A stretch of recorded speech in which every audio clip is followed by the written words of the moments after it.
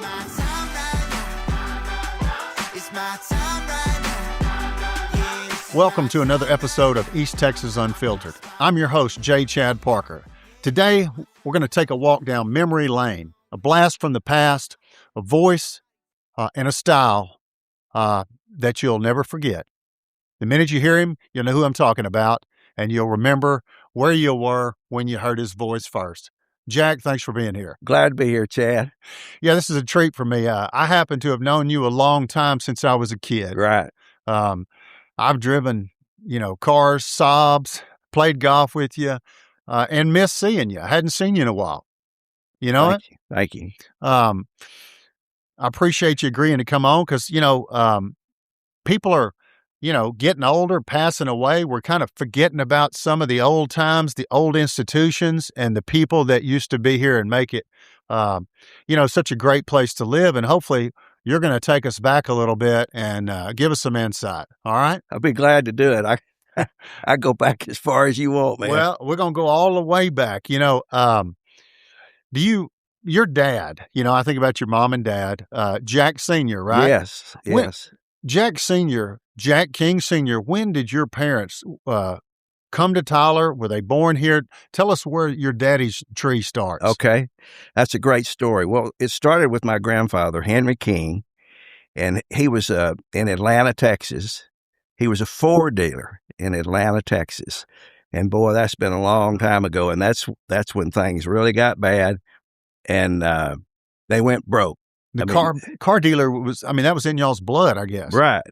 And there wasn't much going on in Atlanta, and I don't know if it was Depression era or when it was, but he came to Tyler, Chad, to downtown Tyler to be exact, right there where our dealership is, to be a bookkeeper for Joe Byers Chevrolet, Henry Robertson King. And he was writing out the checks, and he saw how much money the salesmen were making selling cars. And he decided he wanted to sell, and then somehow or another, he wound up buying the dealership from Mr. Byers. Well, Chris, we got an old photograph, and I don't know if this is... Oh, my gosh. This takes us back. I don't know how far back, but I can tell this is... That's 60s right there. Look at the vehicles out front, Jack. Oh, yeah. Right. That might be me running out that door. Right.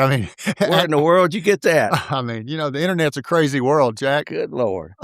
Okay. So Henry King, he's the first King that owns a Chevrolet dealership. In my family. Right. And does King Chevrolet, how dealers nowadays have multiple lines, like they might have, GMC, Dodge. Was it just Chevrolet back then? Right. And that's all you needed. Think about it. You had Chevrolet and Dodge and Chrysler and Buick, Pontiac, Oldsmobile, Ford. Huh. That was it. And if you had a Chevrolet franchise, you didn't need anything else. Was that a good franchise? Back in the 50s, You bet. Because your dad, I guess your dad just kind of went into the family business. Well, what happened was, so I was born in 1953. My mother was from Wichita Falls, and what happened was Jill and Tom Ramey, my uncle, was Tom Ramey, a great man. Jill Ramey was my aunt. Did you know them, Chad? Oh, you talking about Judge Ramey? Yes. Oh, yeah. Wonderful, wonderful. I was so blessed to have them in my family, and they were on a cruise on their honeymoon, and my mother was on a cruise with her mother on the Queen Elizabeth, and they met, and Mother met Jill, and Jill was all upset. She said, "Oh, I don't think Jack's ever going to get married." And he was 30-something years old, maybe 32. So she introduced Betty, my mother, to Jack, and they got married, okay? And Dad got a law degree. Really? Yes. He was a lawyer? He had a law degree. Did he take the bar? Do you know? Yes, he did, and was number 2 in his class, Chad. He's like Julius Bergfeld. He got a law degree and never practiced. That's right. Julius and Andy, well, Andy practiced, but Julius never practiced. That's true. That's right. And so World War II is going on and all that. And then Dad comes back to SMU and gets his law degree. And then, for whatever reason, decided, which was a good decision, to come back and help my grandfather at King Chevrolet. And so Granddad started it, Henry, and then Jack, and I'm Junior. And that's how it got started. Well, okay, so your dad worked for his dad, and you would work for your dad, right? Well, I did, yeah. Now, and I had in the past worked for my dad, and sometimes that's great, sometimes it's not so great. Did your dad ever tell you how it was working with Henry? Well, he was pretty good. He wouldn't say much about it, but I know it was hard. Family businesses are hard, and that's why most of them don't make it past the 3rd generation. Yeah, I mean, there is tough things. And, I didn't know your father like I knew you. So Right. I don't know if your dad, Jack Sr. was an introvert, outgoing, quiet, explosive. I don't know. What was his personality, Jack? He was a great guy. He was great to me. He wasn't like me, though, as far as I'm a lot more outgoing. Yeah. He's a very smart man and a great father and great leader. But he was not a rah-rah guy. Now, he was very passionate about SMU football. Yeah. And because, did he go there as well? Yeah. I mean, and Henry went there. My grandfather went okay. there. The first year it was open. Really? Your grandfather went to the first year SMU college was open? That's right. And all they had was, you've seen the picture of Dallas Hall. You've probably been on campus. It's down at the far end, and that's the only building they had. And then your dad ended up going there. Right. Your dad, do you know when, he kind of took over the reins from Henry and kind of assumed, the president, CEO or whatever of King Chevrolet? I'm trying to get us like in the decade. Where are we? Well, let's see here, Chad. Gosh, dog, let's see. Is that 60s? No, it was a little after that. Well, when I came to Tyler to work at King Chevrolet, my grandfather was like 83.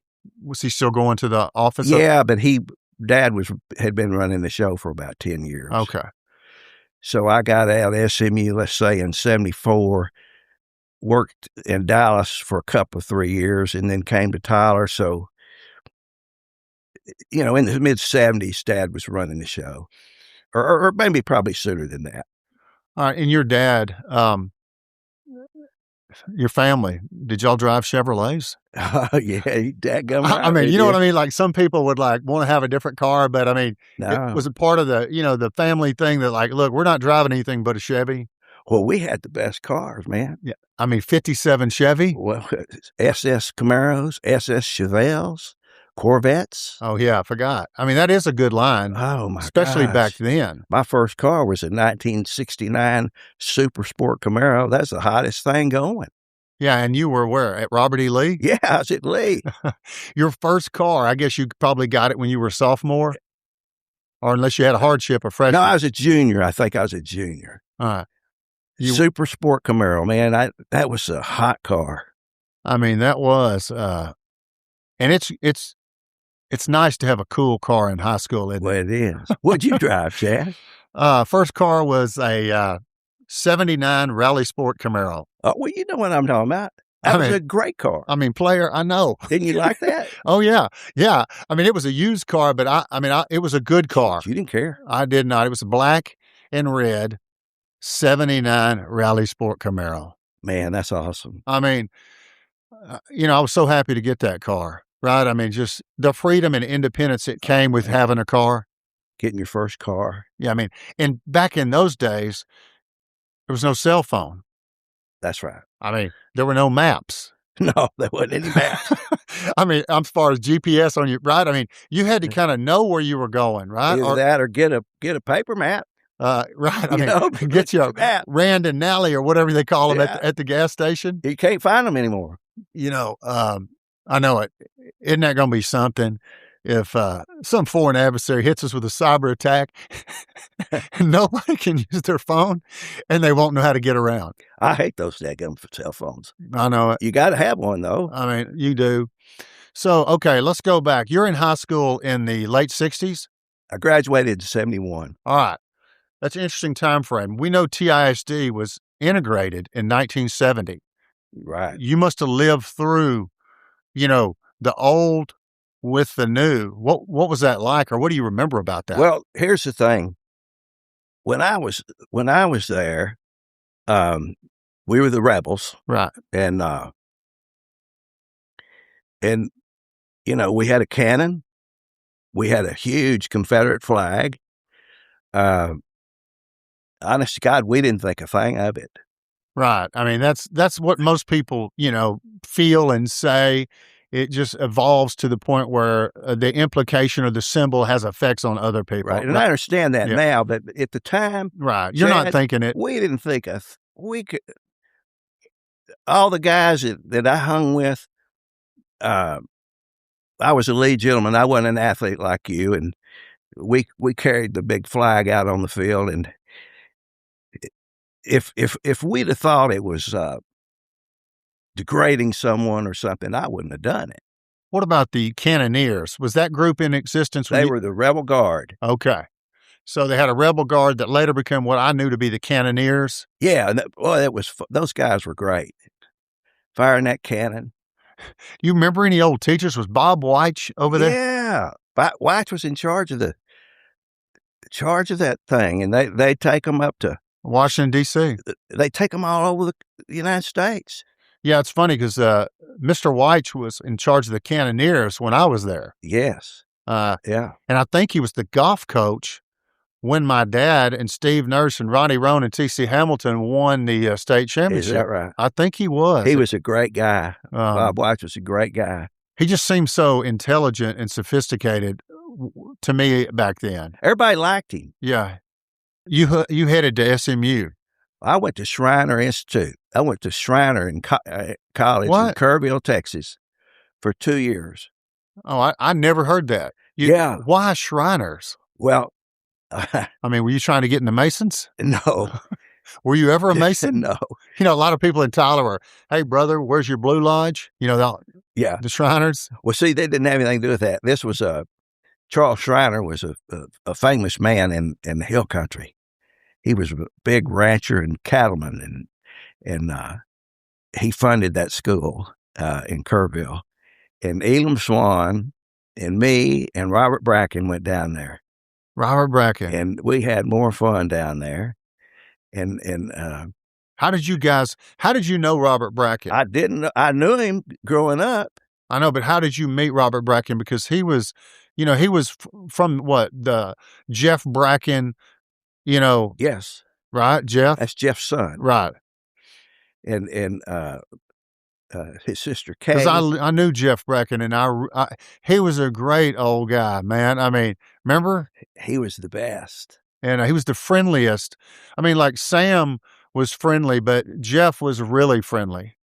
Jeff was a great man, and he had so what happened was, I didn't know Robert. See, Robert's a little older than me. And Elam's a little older than me. And so. Elam Swan's Furniture, for people who aren't from Tyler or know. I'm just throwing that in for the show. And he'd be a good one for you. Yeah, no, he's a little more reserved than you are. Well, and here's the deal.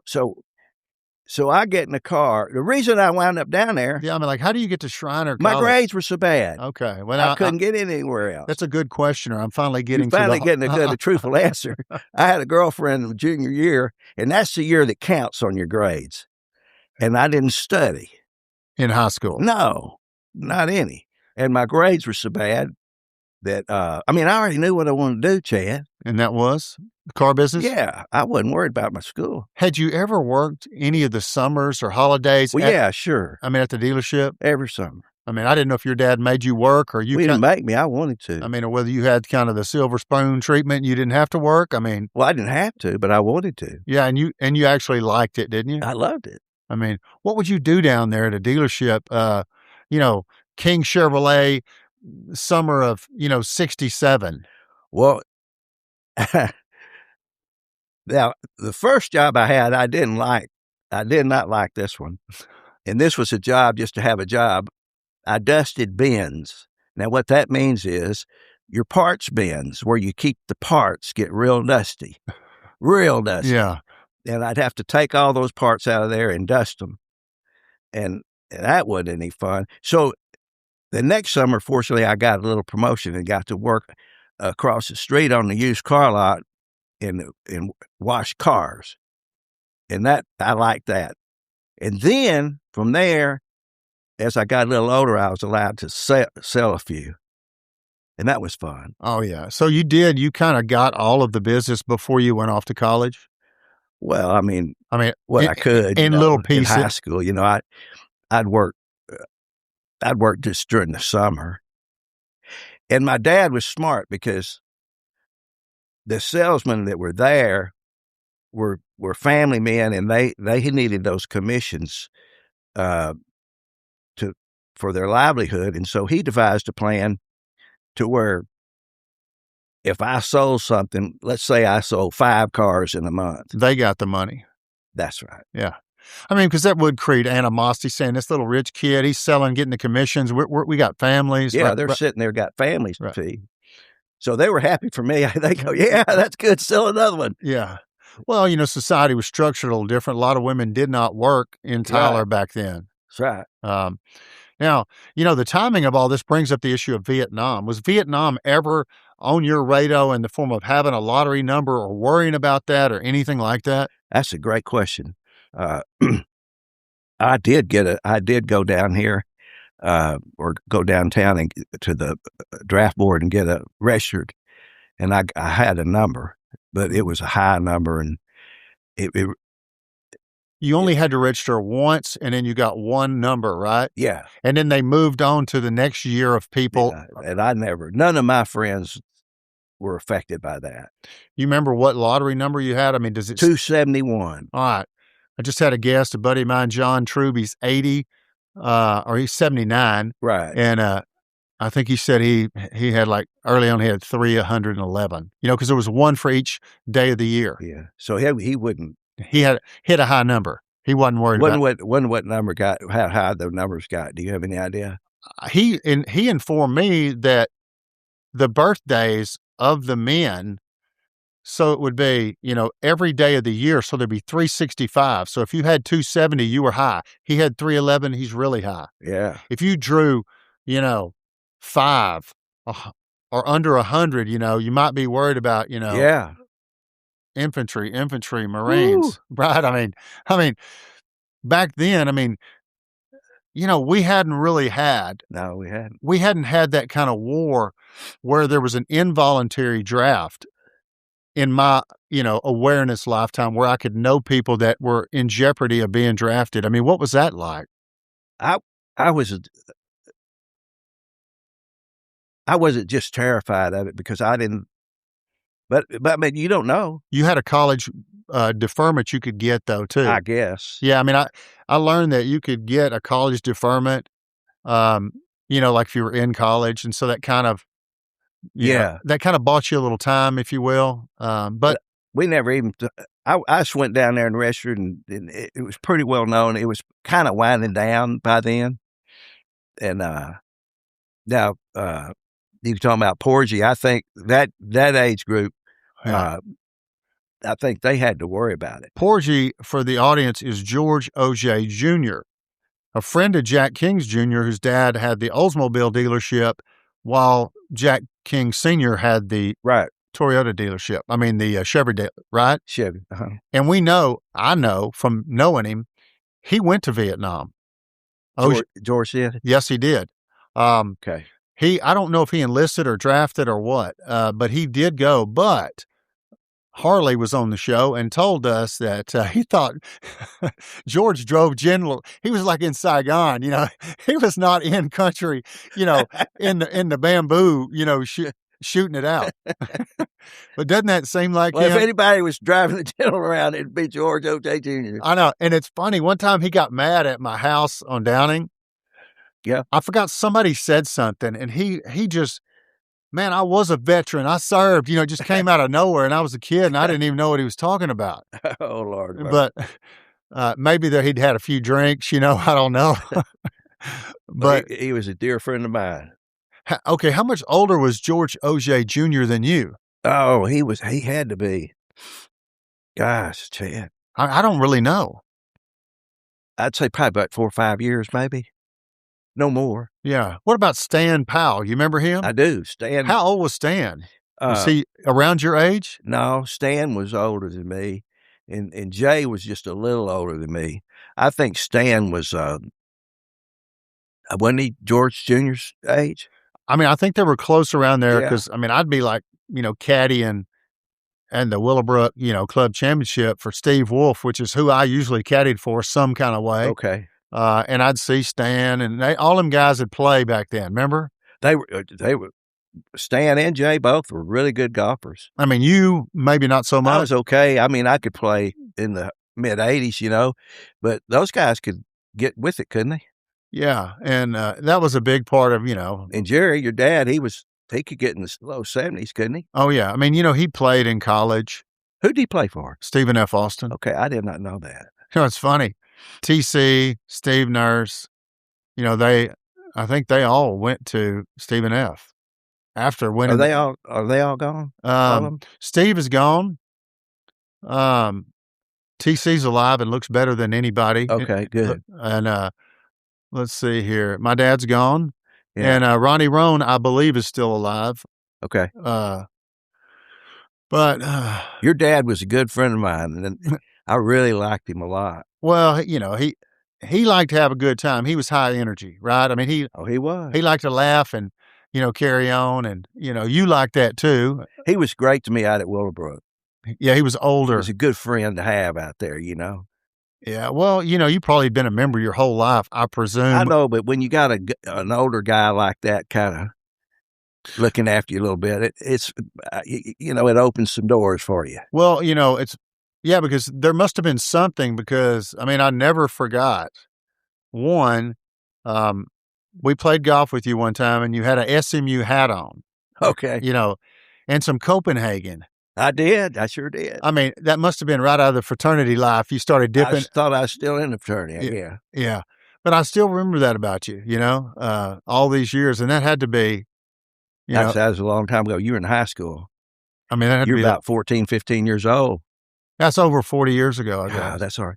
And you were walking behind us, and Jerry and I were fixing to hit. We're playing some kind of tournament. And your dad said, "Jack, get that out of your mouth. Chad's back there. He's watching." Yeah. I said, "Okay, Jerry."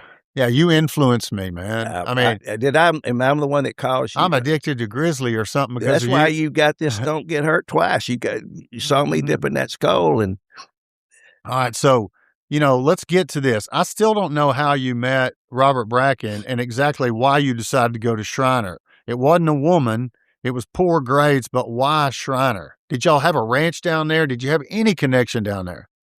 I have no idea how I wound up down there. So I went to the SAT. Back then, I don't know, the kids take SATs tests anymore. I don't know what's going on, but you're right. You went to a building or somewhere and you sat down at a desk with some pencils. And I just said, "The heck with this," and I just kind of took a nap. Anyway, so I had to find a place to go to college. Good effort there on the SAT, Jack. I worked really hard. Well, I thought you took a nap during the I test. did. No, I don't care about that test. So I go down there, and so here's the deal. It's hooked up somehow or another with the Episcopal Church. You went to Christ Church in Tyler? I didn't. I went to Marvin. Okay. I'm missing it all over. But my mother was a wonderful person, Betty King. Wonderful, wonderful lady. And beautiful woman. She died not about 4 years ago. Yeah, not too long ago. Boy, I sure miss her. Yeah. Her house, I just remember her house right there on the corner, It's sitting there right now. Did they sell it? It's for sale. Yeah. But make somebody a great house. But Did you live? Is that where you grew I up? grew up there. I was 2 years old when we moved in that house. All right, and then you lived your whole life, and your mom and dad were there Yeah, until till both. they died. They Yeah, both died in that house, both of them. And I always like that cul-de-sac it was on. yeah, boy, we had some great times there. And but so what happened? Mother was a strong believer, strong Christian, and a lot of her friends went to Christ Church Right. I mean, across the street. for those who don't know, most of the Blue Bloods or the Tyler old school elites went to Christ Church. Yeah, I guess they did. Didn't Right. they? I mean, if we started naming them, we could, we'd Yeah. see a lot of them, right? Yeah, I didn't go there, but a lot of our Yeah, friends. you were a renegade at I was early age. renegade Methodist. I still go to Marvin. It's a great church, by the way, if anybody's looking for a home. You didn't like the prohibition against alcohol with Baptists, so you went Methodist. But anyway, so it was a great blessing to go down there to Shriner, and we had so much fun. But so here's what's funny. So, guys in control of everything, Chad. A lot of times we don't understand what's going to happen or what's happening to it. So my parents take me down to Shriner. With a car or without a car? No car. Why? They didn't allow cars your first year. Okay.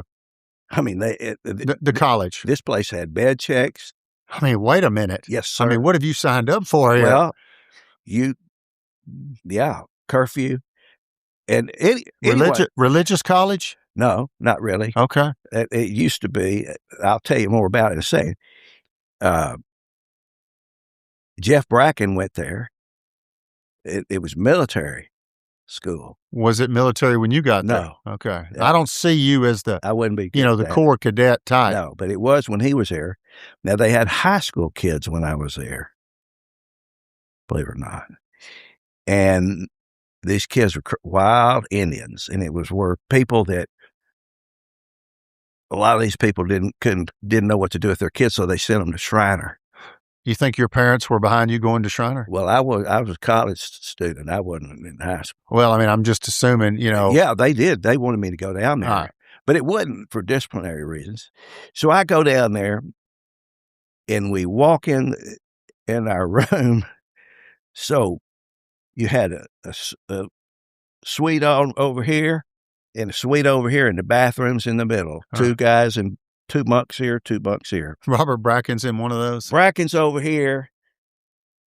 I walk in there. Bracken and Elam are in that.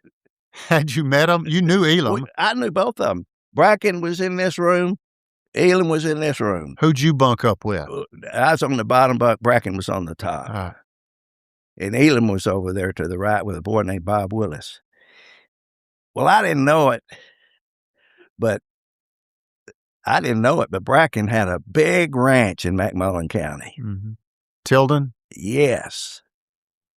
Man, we had fun. We'd go down there almost every weekend. All those Lewises and Fishers and Brackens, they all Jim Fisher, all those guys. They all had. I've been down there for Thanksgiving. Well, you know what I'm talking about. I do. That's how I met Robert Bracken.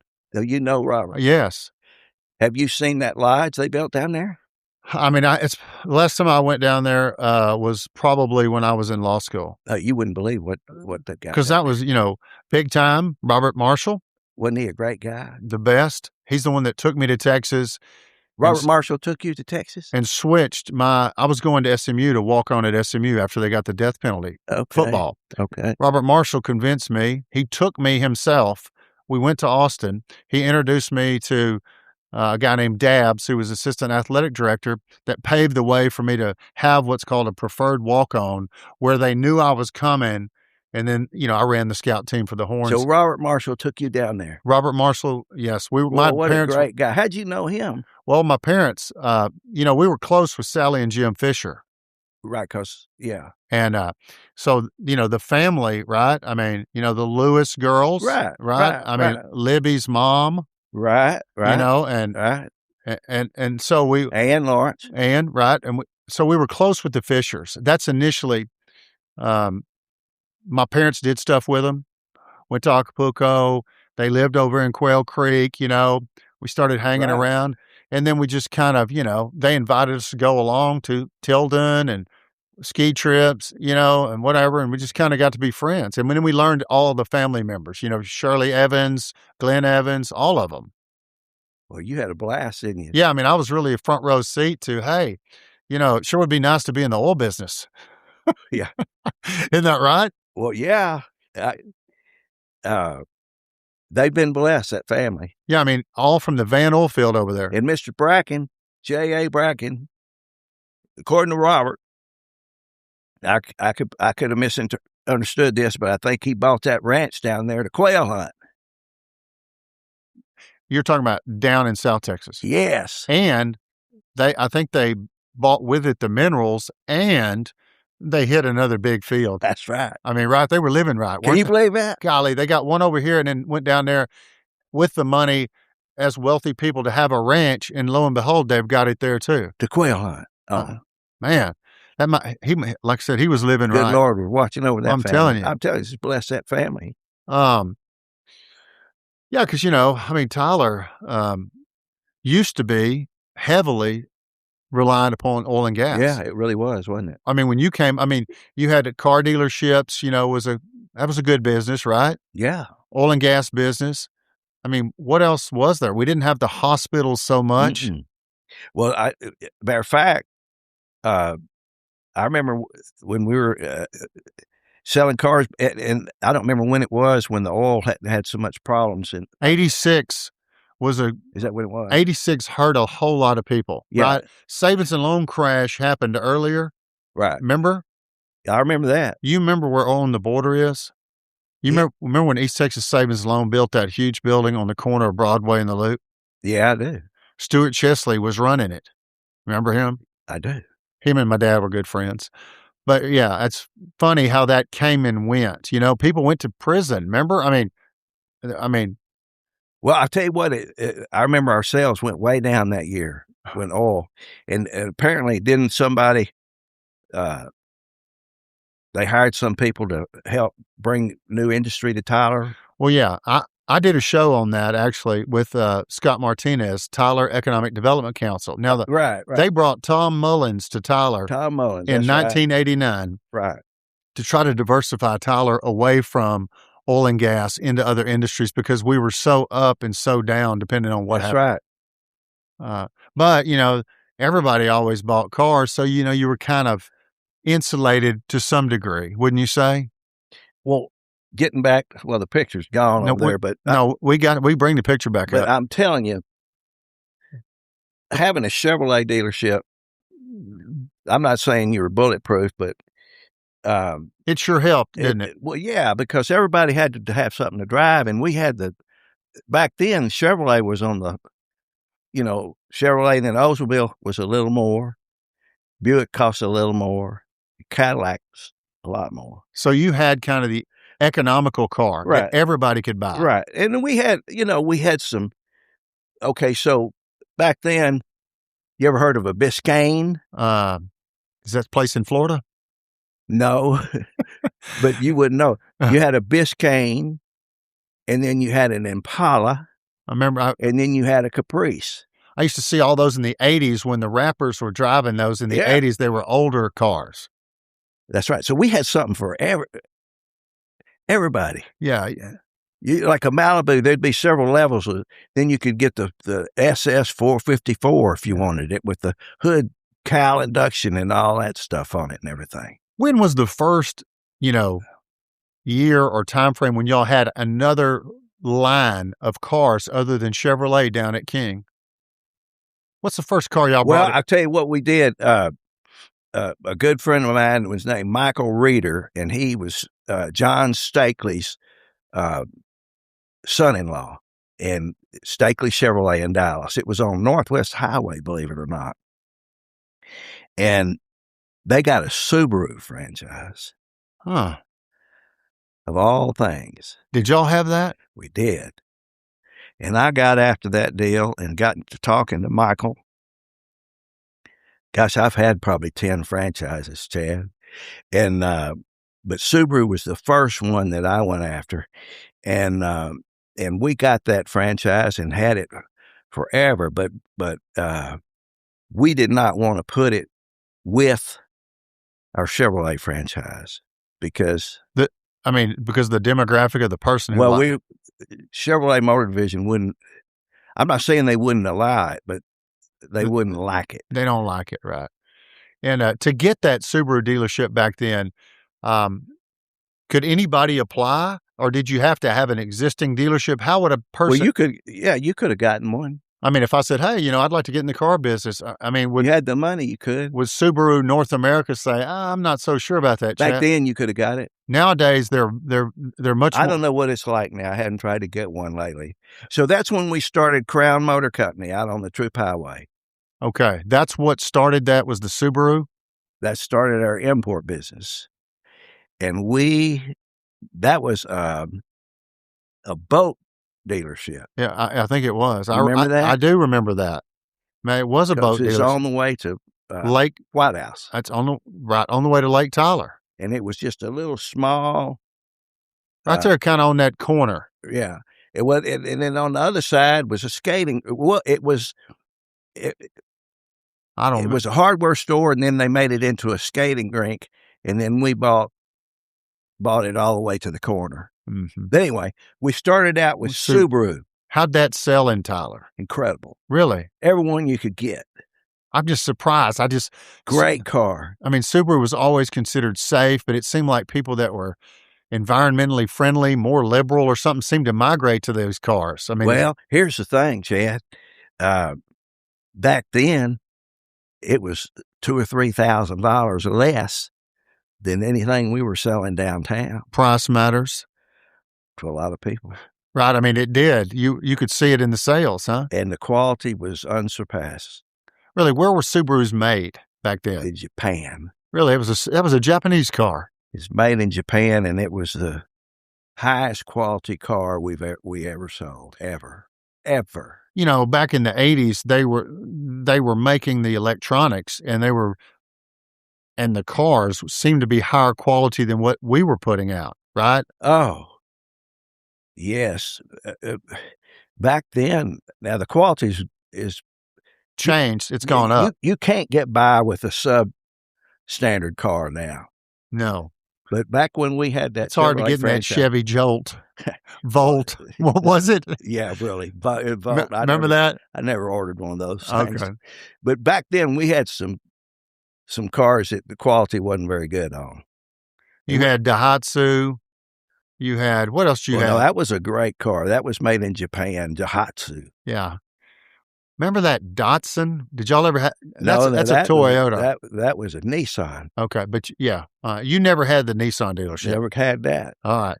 So you had Subaru, and then did you ever add any more? Yeah. To that Crown import? Yeah, the next thing we got was, I was a Porsche Audi dealer. Where? Over there? In Crown Motor Company. All right. So how did that come about? Did you go to Dallas, talk to the guys? Went to Atlanta, Georgia. Well, I worked on that forever. I worked for the guy, his name was Louis Polio, the guy that was in charge of that. And I wore that guy's phone out, and Dean was working for me then. Dean Cagle. Mm-hmm. Great friend of mine. Yep. Great guy. Funniest guy I've ever known in my whole life. Still friends to this day. And he and I went 2 or 3 times out to Atlanta to try to talk that guy into letting us have that franchise. We finally got it. So we got Subaru and put that with it. Well, why would any dealership like that have to be talked into it? Because you would think it would just provide an outlet in another state, somewhere else to sell more cars. Well, they're just real particular who they dole those franchises out to. Especially Porsche and Audi. Yeah. Back then. Yeah. Because Porsche was kind of seen as, cool, top of the line back then, wasn't it? Oh, man, it was like unreal. Having a Porsche. Yeah. Did Tyler have the economic support to support that part of the dealership? Yeah, they would have. If what? Well, that's a good question. You're with me on it. We never got. Let me tell you what happened. You never got a car? Here's the deal. I've got a document in my house that shows I was the Porsche Audi dealer. what happened was, in the meantime, very few people know this. Porsche thought they were so cool that they didn't need any dealers. And all the other car manufacturers had dealerships selling their cars. Porsche wrote all the dealers a letter saying, we don't need your business anymore. We're going to sell all the cars ourselves. How would they accomplish that back then? So what they did was they bought these, I guess they were either cargo planes or 740. I don't know how they did it. And they were going to fly them into Las Vegas, fly the cars on an airplane from Germany to the United States and sell them direct. I mean, how? Well, you can't do that. I mean, how would you do that? How would Well, you? what are you going to tell all your dealers? I mean, the internet was not even No. in play, right? Well, they just thought that highly of themselves. You just said it a minute ago. Porsche was, that was a big, what did you say? It was like it was cool, right? I mean, yeah. The movie Risky Business had Tom Cruise in there with a 944 or something.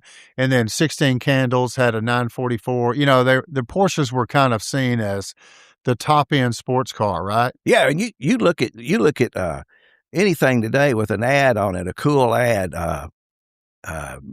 like Instagram, if you ever look at anything like that, it's all the time they're showing these people driving these beautiful these old Porsches. They've got companies right now that are building a brand new old body style car. Now, how they do that, I don't know. And they're several $100,000, but they'll take it like a 67. It'll look just like a 67, brand new, but it'll be brand new. I guess that's just nostalgia. 400,000. Nostalgia and people with money to burn. But people just have a thing about those Porsches. Well, did you ever get any other cars that you actually got to sell? Yeah. On a different dealership? Yeah, we got. What else you get?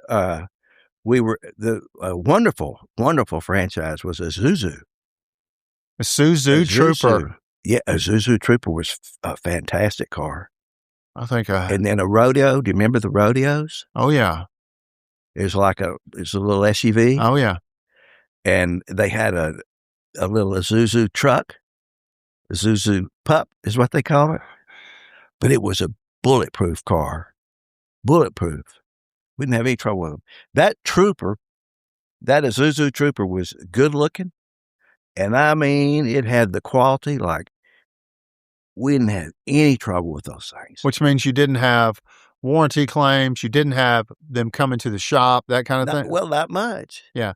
But I mean, you kind of want your shop to feed off of the service. Yeah, you do. I mean, right. In a perfect business, the cars break down or something at some point and have to be, Well, they will eventually. Yeah. I mean, get fixed up. People like me and you driving them, they're going to Yeah. break. They're going to break, aren't they? Yeah. But I mean, service, generally when you buy a new car, service is kind of included in a way, right? There's not, so there's no money being made there. Well, not for a little while. Yeah. And then you got a body shop sometimes. Right. You're going to have a wreck. And then usually dealerships are constructed around sales and inventory, service, and collision body shop. And you got it. Right? You nailed it. And so it's that pyramid or that triangle along with used car inventory, that's cars taken in on trade. As you your salespeople talk people into buying a new car, you end up with a used inventory. That's right. And then I don't know whether you ever were of the mindset to wholesale or buy other things along the way or just use the used cars that were traded in. I mean, did you find one way more effective than the other? Yeah, I'll tell you, the best way to do is to trade for them. Okay. And we bought a lot of cars, but in the long run, I'd have been better off just trading for them. Right, because, you're capitalizing on both sides of the trade, right? I mean, they're buying something, profit, yes, when they buy a new car. Yeah, you make it. And then, you're giving them money that you can recoup because you're going to sell it for more. So you're kind of making on both sides of the trade, right? I mean, that's kind of the age-old complaint about the car. You hope to make it twice. Yeah. But sometimes here's what happens sometimes. Spoken like a true car man over here. Yeah, you hope to make it twice after the man done killed everybody in town. I just don't want to get hurt twice. Yeah, I mean, I get hurt on one side of it, but I want to get hurt twice, right? That's it. I'm telling you, when I thought this up, I said, this phrase would work better at a car dealership almost than a law office. Well, it would work real well. If I was going to be a car dealer again, I'd do it. You get on here, you've been someplace else, come on in here and don't get yourself hurt twice. That's what Would you do one with me if I could round up a dealership, Chad? I'll be happy to show up, man. Okay. And lend the phrase to the effort. Oh, Chad, you're funny. But seriously, okay, so you got your second good line. I mean, you got Subaru, you've got Isuzu, Audi. Oh, okay, you did get okay. We did get the Audi. Okay, all right. You weren't. I didn't understand that. Okay, so just a Porsche. We didn't get the Porsche. You got Subaru, you got Isuzu, you've got Audi. I know you had a Saab at some point. What was the next franchise that you guys got over at the import dealership? Well, that was it out there. That was it. And then Isuzu, for some crazy reason, pulled out of the United States. Completely. Yeah, man, we were killing it. We were selling 100, 150 of those things a month. Was it a crashworthiness product recall problem? I don't know what happened. And they just pulled out and they quit doing business in the United States. I do not know why. All right, but I know there's this Saab era or this period of time when you get Saab, this Scandinavian, aviation company goes in the car business, right? That's right. I had one, my brother had one, and my mom had one. You sold us these junkers and left us with, we were in the shop. That's why I saw you all the time. No, they weren't that bad. Well, you're the only person that I sold a brand new car to when it was out of warranty that still wanted me to warranty the car. Well, hey. And you raised so much cane, I just went ahead and warranted it anyway. I think that was my dad, not me. No, it was you. Oh, what? I had no pull back then. Well, you did too. I had that car in... what was I going to tell you? You were so young. I had that car in law school, and I drove it back to Tyler and started my legal career here in that Saab. Yeah, and you come in the shop, want warranty work on it. It had 150,000 miles on it. Well, you said they would last. Built to last. Hey, I'm just kidding you. Listen, how'd you get the Saab dealership? That was so much fun. I have no idea. I don't even remember how we got that son of a gun. Were you actively looking to add? Yeah. Anything I could find. Okay, so you're trying to build a dealership. That's why you want these other cars. Yeah, and I loved them. And we went to Sweden, and they had a Saab. They came out with this black Saab 900, which is a two-door convertible. They kind of had a little funny little slope. You know what they look like? Betty Danielson had one. That she did. We sold her one. I know it. You didn't even know I could remember this. No, great car. I remember Betty always had that car when she got it. They were turbos. They were. A great car. And I went to Sweden. And this is really cool. We were in Sweden at a Saab meeting. And my wife and son were in Stockholm visiting some people that we knew. And I was in Gothenburg, Sweden at this big deal. And these beautiful Swedish girls, and they were I was about gorgeous. To say, did you meet Inga from Sweden? Yeah. And, well, I didn't. Yeah, I met them, but not Were they tall? I don't remember. You didn't walk with them biblically. You're saying you just met them. They were so cute, man. They were so cute. So we're sitting there, and I'm sitting there, and I was so excited, Chad, because, I was young, and you were in a different country, and I'd just gotten this great franchise, and they paid for all the dealers to go over there because they were really wanting to promote the cars. Yeah, and it was such a cool. Because Saab was you talking about a quirky car. Now, the 911 we talked about, the Porsche, that was really cool, but this was even cooler because I mean, not everybody wanted one of these things. You know what I mean? But Well, there weren't that many of them out there. they were so freaking cool. And so the funny part of the story is we, all the dealers were in this place in Gothenburg, and we're having this great dinner. And I had on a suit, and this little gal comes by the table, and they're serving drinks and everything. And I asked her, I said, let me ask you a question. This was a night deal, and we had a bus that took us around and everything. And I said, is Michael Jackson here? And she looked at me and she said, yeah, he's here.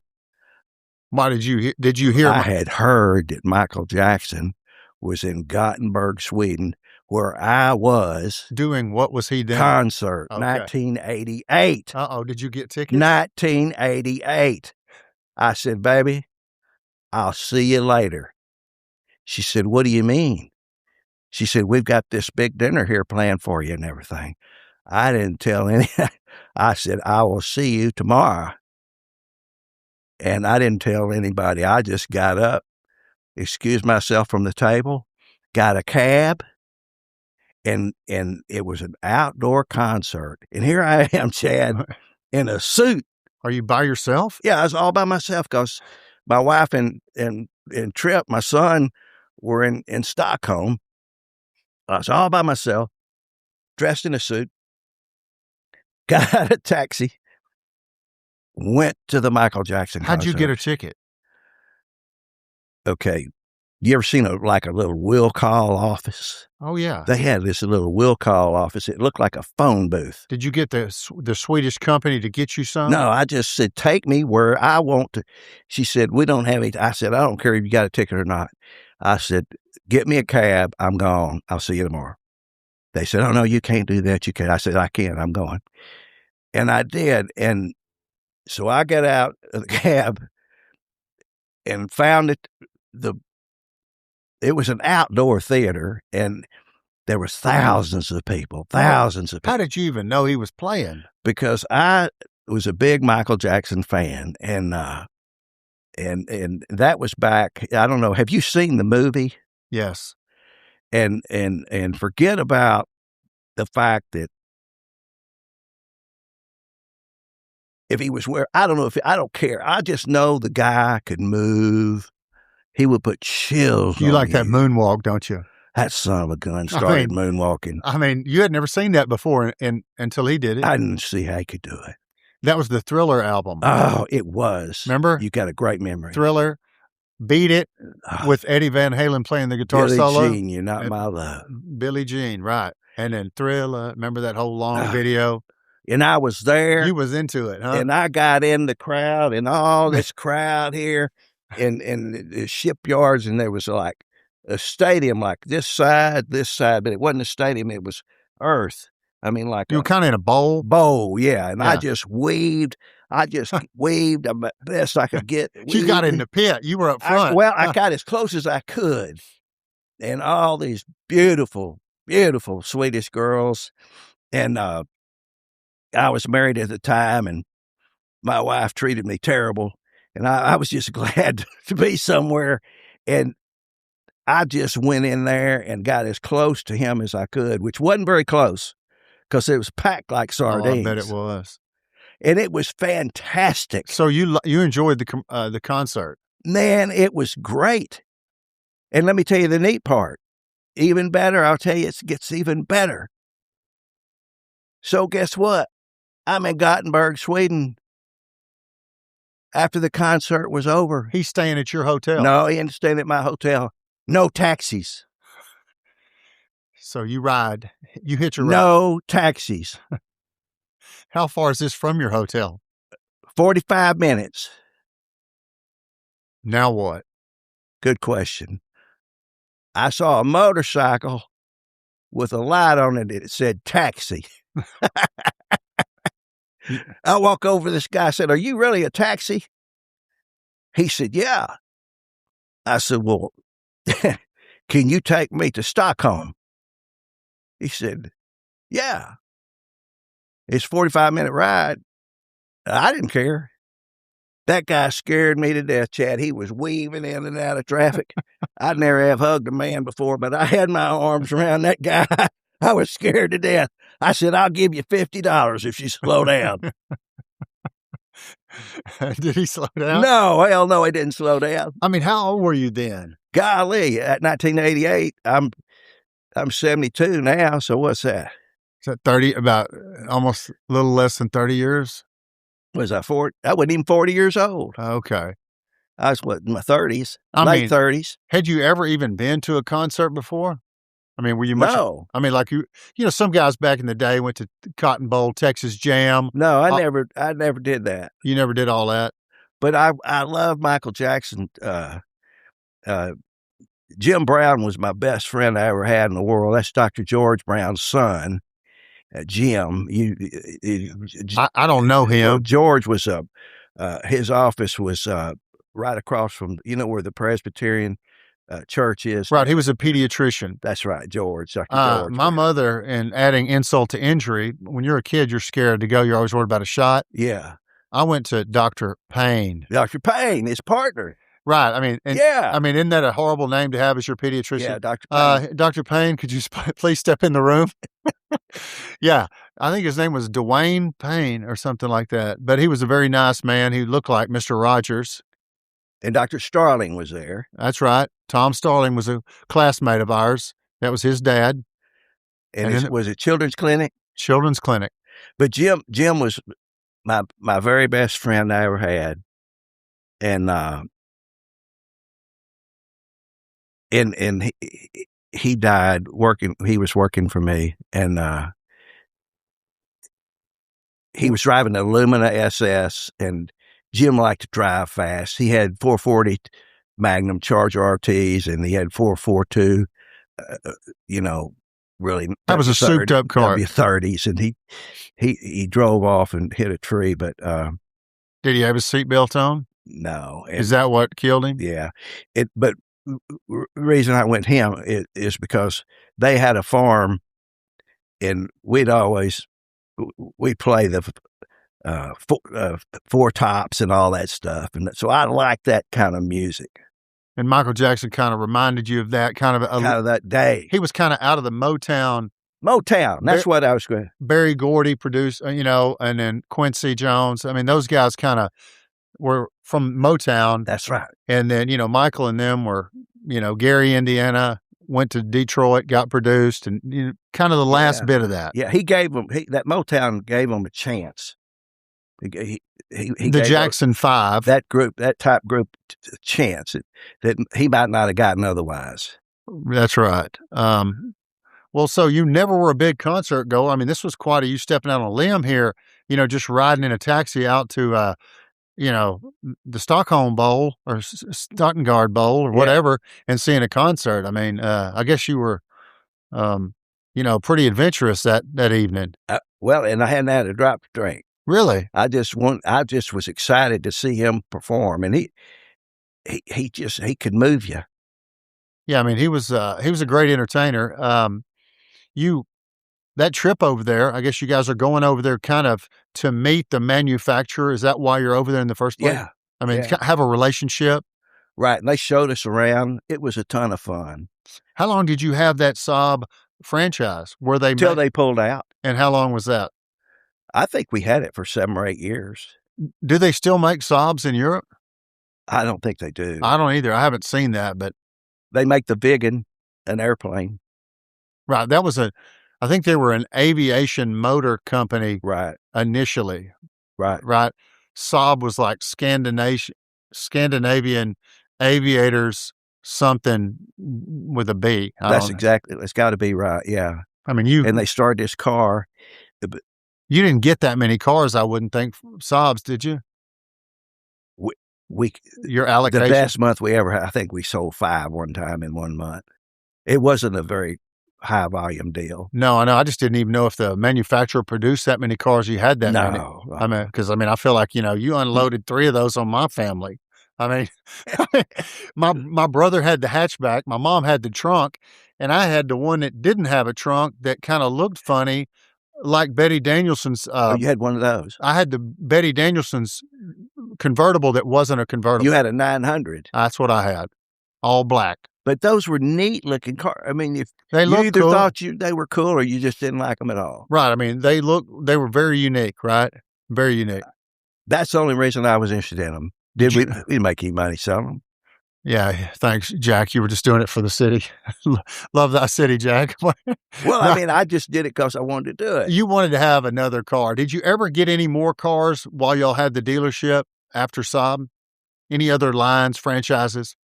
Kia came around somewhere. I forgot about that. I don't know when it came, but it was out there. I forgot all about Kia. Yeah. Thank you. So when they first came into the United States, Another Korean International Auto or something, right? KIA. I have no idea what it is, but I'm going to tell you,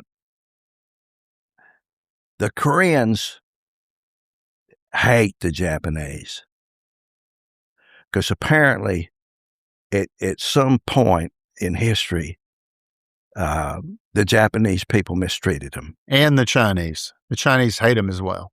They do. Mm-hmm. Yes, very much so. For the same reason. Same reason. The Japanese, remember, Japan was an imperialist army with a navy that was able to, surprise attack us in Pearl Harbor. Right. They were very powerful. Those populations were very peasant-oriented, and the Japanese considered them to be kind of scum, and so they treated them as such, and so that hatred stems from that. And there was massacres and all kind of stuff, Okay. so So yeah. it's for real. It is deep-rooted, yes. Okay. Well, all I know is they talked about it. And the Korean people will get up there and You didn't want to say something nice about a Japanese car? no.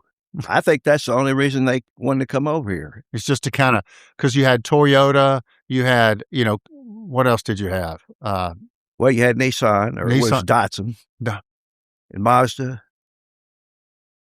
What else? Toyota. I'll tell you that Datsun, that 280ZX, man, that was hot back in the day. Remember that? It was a great car. When it first came out, Yeah. the two-seater. I remember Anna Shelton, RB Shelton's RBs. daughter. Man, she had one of those. I thought, wow. He bought that car from me. Oh, did he? RB bought that car Yeah. from me. We had one on the lot at King Chevrolet, and he bought that car. Yeah, I mean, I thought that was the nicest car. Of course, I was a freshman. She was a senior. I'm thinking, what kind of car am I going to get one day? And I'm looking at that saying, wow. It was a great car. But the Kia, okay, here's the deal. Yeah, let's go to the Kia dealership. This is a great story. So you talking about unbelievable. When we got that car, it was like $3,000 or $4,000 less than the same Japanese car. And it was the cheapest thing so ever. cheap. Yeah. And we could sell a brand new car for $5,500, and they had an SUV we could sell for $6,500, and everything else was 10 to 12. So, I mean, obviously we sold. If they sent me 500, I could sell 500. And I would tell people they're not that great, but they will honor the warranty. And they weren't quite too good when they first came out. Right. They got a lot better. But man, right now, the way I understand this is making as good a car as you can make. I mean, I think they're pretty well put together nowadays. But, you go back and you say, well, $500. I mean, $5,000. I mean, how does a car man make money in Well, that I don't know. We could make money. I don't know how they did. No, but I'm saying you. I mean, like. Well, you wouldn't make a lot of money, but well, first of all, you'd finance 90% of them. Okay, 90% of the people that come in, they wouldn't pay cash for it. They would need to finance the payout. On that one, for sure. All right.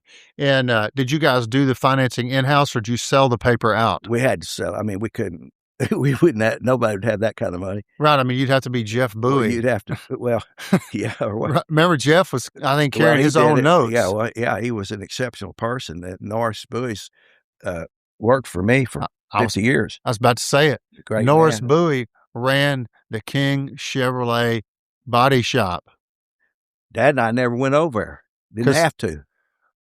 Norris Bowie, I was in the Shrine. Okay. They got me in there. Okay. And I ran for the ring. I won't say any more about that so they don't cast my bowels across the ocean and, for divulging secrets in the Masons, Shriners. But Norris Bowie and Weldon Poole were in my corner Good. when I did what they call running for the ring. Well, you didn't need anybody else. No, those two guys were solid.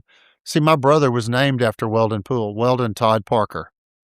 Really? My parents liked the name Chad from Chad Hanna, and I think that's how these Parker family was assembled. I wasn't named after Chad Hanna, but I think they liked that name. But Weldon Poole was a tip to Weldon Poole. So how did Jerry know Weldon so well?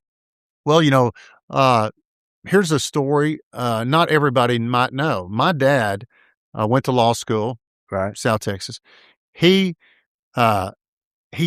failed the bar the first time. Okay. Most people never know that. Okay. That's all right. So I think I was on the way, and Weldon Poole gave him a job at the Ford House. So, Dad? yes. And he worked there in between the time that he studied to retake that bar, pass the bar, and then take a job at the Smith County District Attorney's Office. What did he do for Weldon? Just Whatever. whatever around there, right? Just gave him a job because they were in the shrine, the motor He's court, just trying to help him. just trying to help him, right? And forever, My God, that's great. the Pools were forever, revered in my household when I grew up. I mean, I worked for Scott Poole next door to where this office is, him and Bob Peppard. I washed cars and worked for him Okay. after my, Yeah, they were right here, weren't they? right next door. Craig Poole, I've played more golf and, acted up with Craig, Crazy Craig. Yeah. Yeah. Remember that commercial on TV? They had that club called Jackie O's or Charlie O's, and Craig Poole was on the commercial doing like this. I don't know if you ever remember that. I do remember. But anyway, yeah, the Pools were special, and my mom and dad thought a lot about Weldon and Patsy, and so, They were great friends. They were good. See, back then, those some great men. Norris was in the Shrine, see? So this is where Norris, my dad, all those guys around that, Bob Kimberly, all those car people. Okay. H.H. Richardson, Bob Kimberly, all those people were in around the car business, right? Back in the day. That was. Did Mr. Rich own it, but didn't Mr. Poole and Mr. Kimberly own a little bit of it too? I think they were three-way partners in the I think deal, so. from what I've been told. And I don't know how that sold out and eventually became something else like Fairway Ford, or even before that it went somewhere else. But Rich sold it to somebody out of Dallas. But Chris, let's show the picture. At the very beginning, all these dealerships are downtown Tyler, right? I mean, and then here's a picture of, the young Jack with Henry, being remembered on the photograph, your dad there, and then you. That's early on in the in your work at King Chevrolet.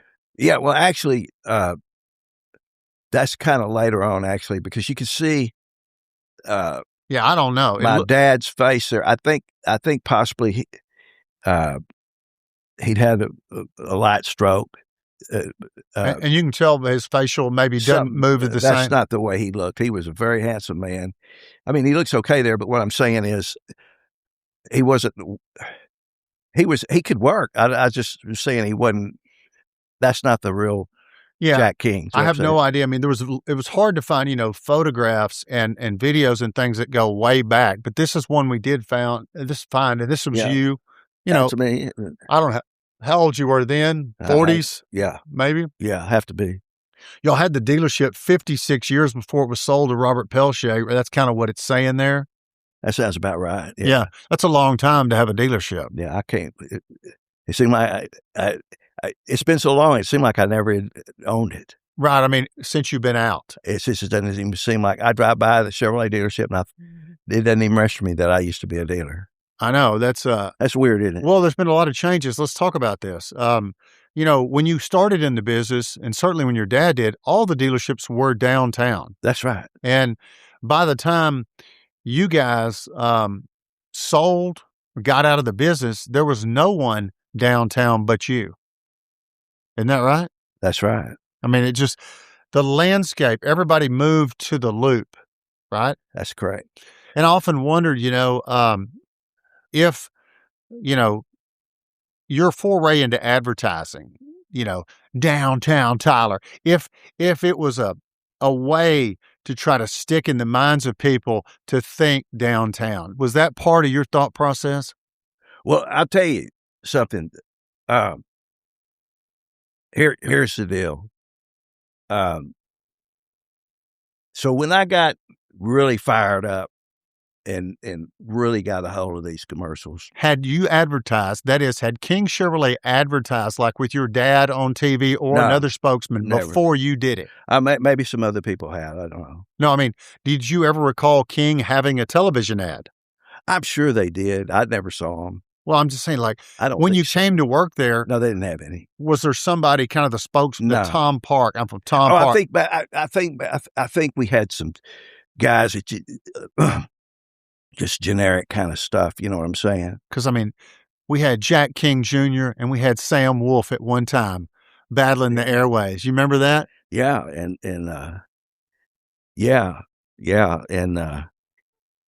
so I'm gonna tell you what happened. How'd you get into it? Here's you when you know what got me going. You don't know this. I don't, man. I can't wait to. What was it? And nobody knows this. It's a breaking news show. Breaking news right here, baby. Kill us with it. Okay, so I've been married before. Me too. It's okay. It's okay. But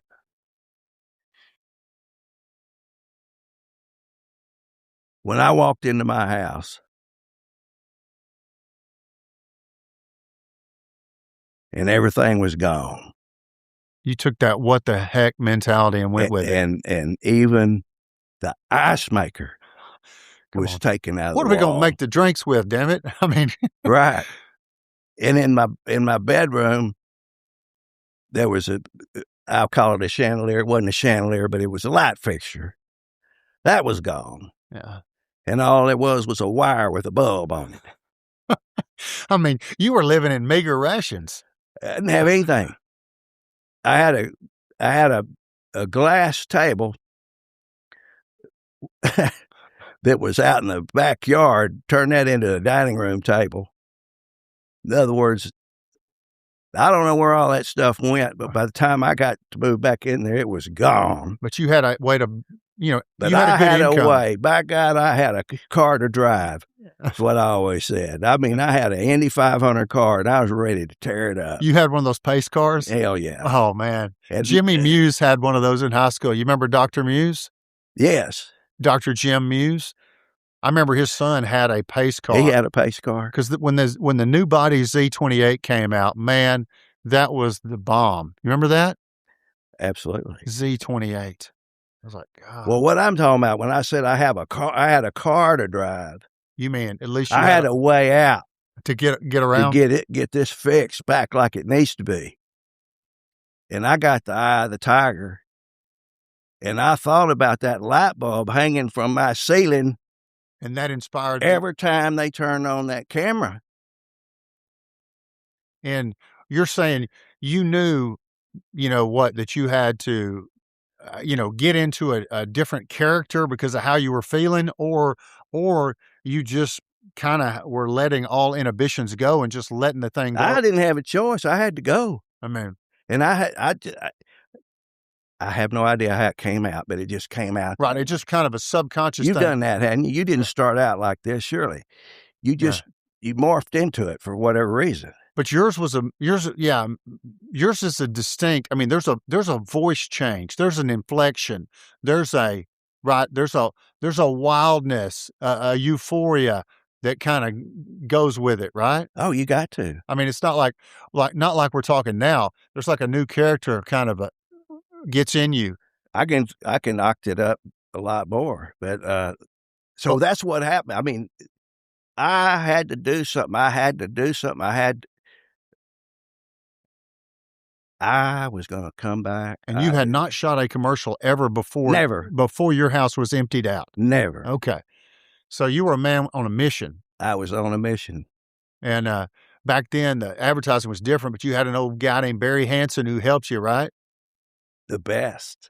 and y'all had a good relationship. Oh, I love that guy. Yeah, I can tell. Talked to him the other day. All right, so tell us, walk us through it. How does it go down? You call Barry, go, hey man, I've got some ideas. I want to make a commercial. How did it work?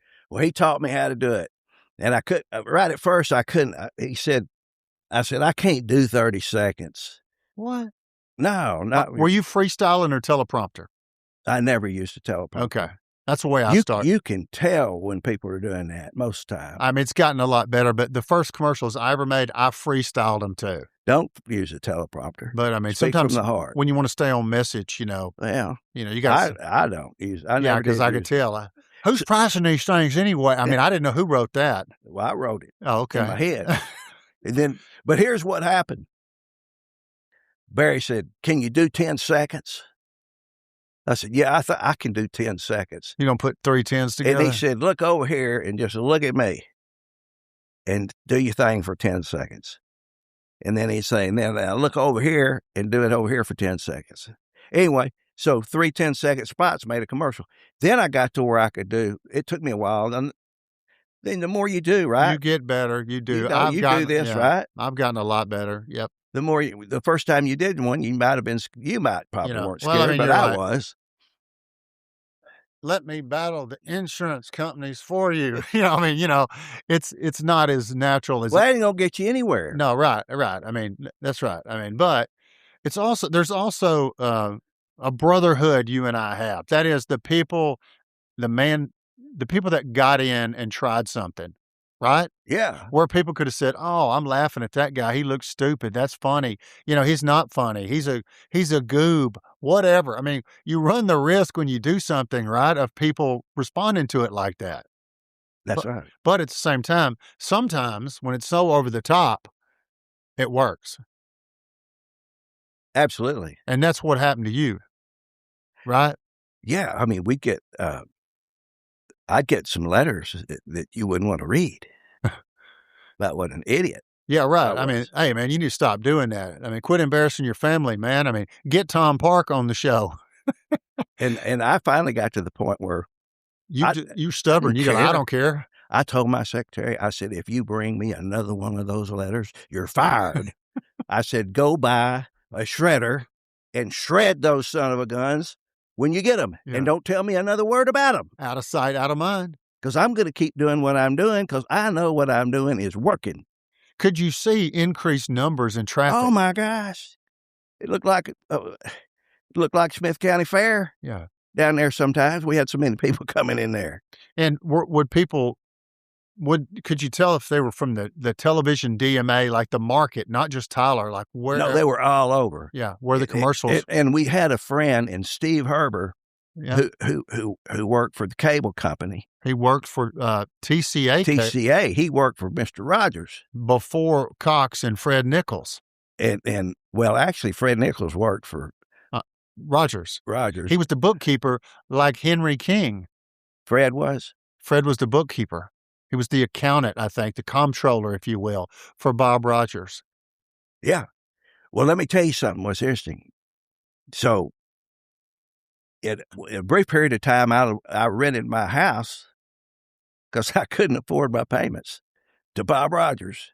Where was that house that you on had? Chilton? Same one you're in now? No, I don't live there anymore. No, but the same one on Chilton that I remember? Yeah, the on Santa the corner Barbara. Chilton and 8th, yeah. Okay. So that's where you were. Yeah, and I couldn't afford the payment. So Bob was going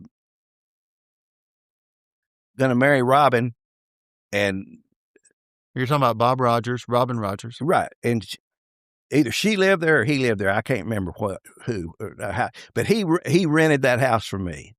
So I had a friendship with him, and then they gave me all kinds of free commercials. Really?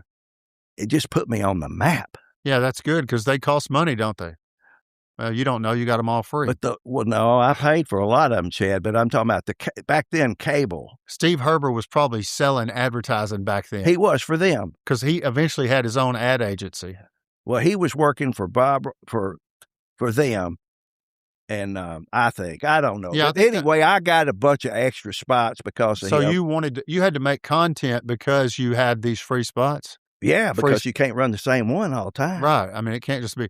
And car dealers always seem to follow a calendar where you've got a July 4th sale, end of the month sale, end of the year sale. I mean, it seems like I'm in the car business. I mean, I've heard so many. You would have been great at it. I mean, I just, Chad, you would have been great. I don't know. I don't have the patience to be a politician, a preacher, a salesman. I don't think I do. You're a great salesman. Well, I mean, as long as the team can, handle all the rest. Well, yeah, I think you're doing great. But seriously, okay, so you get in this thing. I mean, like, you know, the guys that advertise today kind of really they owe their inspiration to you, right? I mean, you see some guys doing their own ads, having other guys getting on there on the TV and act a little wild. None of that happened back when you started. You kind of started that. Well, I got it from Carl Westcott. Yeah, he didn't act crazy, did he? Oh, he sure did. They busted out windshields on cars. Oh, okay. Well, yeah, I guess that was. People couldn't believe that. And then Tom Parks started doing. And he was a more sophisticated. Yeah, but he was out there. Pitchman. But I really learned from Carl Westcott. Carl Westcott came from Vicksburg, Mississippi, and he bought the Nissan dealership, and Robert Pelche bought it from him. Robert Pelche bought. He bought that Nissan from Carl Westcott, and so everybody learns from somebody, and just put your own spin on it. I mean, he did his stuff, and I'd watch him, and my first thought, I thought, man, that guy, that's the dumbest, craziest stuff I ever saw. But then I got in the business and I saw the numbers they were selling.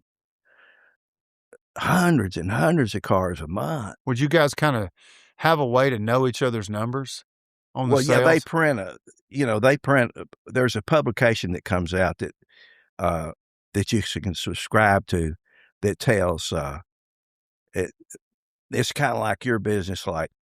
Well, I mean, nobody really knows, like in my business, you don't know, like how many cases do I sign up? There's not a record of that, right? No, but if you've done some really good deals, so to speak, people find out about it. I mean, they know you're successful or you wouldn't have 15, 20 billboards all over town. Well, yeah, you don't know because a lot of times the people that I represent, they don't want their relatives to know they got a good settlement. Right. Because they're going to get asked for a loan. They do? They don't want them to know they got money. So, I can't really ask people to come on and publicize what I've done. No, you wouldn't want, they wouldn't know to do that. And then sometimes, the larger settlements that I've had, there's confidentiality required. Yeah. And so you can't say anything about it. So, and that's not my thing really is, going out there and saying, hey, I settle for X million or well, a lot of people do, They do that. I'd rather communicate a message, which if you look at what I do, that's what I do. I think it's better that way, don't you? I do. I think, you could cherry pick results and I could say some big numbers, but I don't really think that's what I'm there for. I mean, I want to be successful, but I'm there to help people and get a good outcome, right. And so, but that all goes to our, the thing we have in common, which was we have to advertise in order to get customers, if you will, clients for me, car buyers for you, right? That's right. And then what is effective? And back then it was Tyler Morning Telegraph ads. Oh, yeah. I mean, isn't that what y'all did? Y'all spent a bunch of money on ads? Yeah, it worked. And then all of a sudden that quit working. Yeah. I mean, did you feel that like when the shift where the newspaper just wasn't doing it? Yeah. I mean, it was just, we would run these beautiful full-page color ads. Which color was more expensive than black and white? It worked. And then all of a sudden, you could run 3-color ads. They just quit working. People quit reading the newspaper because you got cell phones and electronic media. When do you think that was? When do you remember that being where the newspaper was kind of falling out of fashion and tablets, phones, and the internet and computers was kind of coming in for the advertising? Gosh, I know when I was in business, we quit. The last 10 years I was in the business, we didn't run any newspaper. Yeah. It didn't run any. Most of it was TV. Yeah, and then that I don't even think that works now. Did you run radio back then? Yeah, it worked great. I mean, because I never understood unless you were targeting a radio ad as, KING radio. Was that a radio ad or did you just say that as a part of the TV ads? That's a radio ad. I just made that up. Right, because I remember when I first started in, you go down the radio station, they go, "Hey, we're going to record you. What do you want to say?" And if I was on the radio, I'd probably think, PARKER radio, Yeah. Well, see, back then it worked because you didn't have. Well, when's the last time you listened to a radio station? Been a long time. I mean, I'm listening to Pandora or I'm listening to my own playlist that I'm jamming. Yeah, right. You're not listening to I'm not. 107.50 or whatever it Right, is. I mean, let's. I don't even know. No disrespect. Classic to radio. rock. Let's go to the classic. No, You don't. Nobody. I mean, you make your own music. You listen. I don't. And you got satellite radio. That's what I mean. I listen to stuff like that. So where had advertising gone? At the end of your career with the dealerships. Well, all I know is I didn't quite understand the new way to reach people. By the time I got out, it was all. I mean, I'm sure you have ads on the internet. I don't know. Yeah, right. I mean, I'm sure there was like social media ads and all. I mean, the business, like in the 56 years that your family was involved, I mean, towards the tail end before you guys got out, I mean, the whole landscape had changed changed totally. From the location where the dealerships were to the way that you reached people to buy a car, right? Yeah, what I did and was very successful doing would not work today.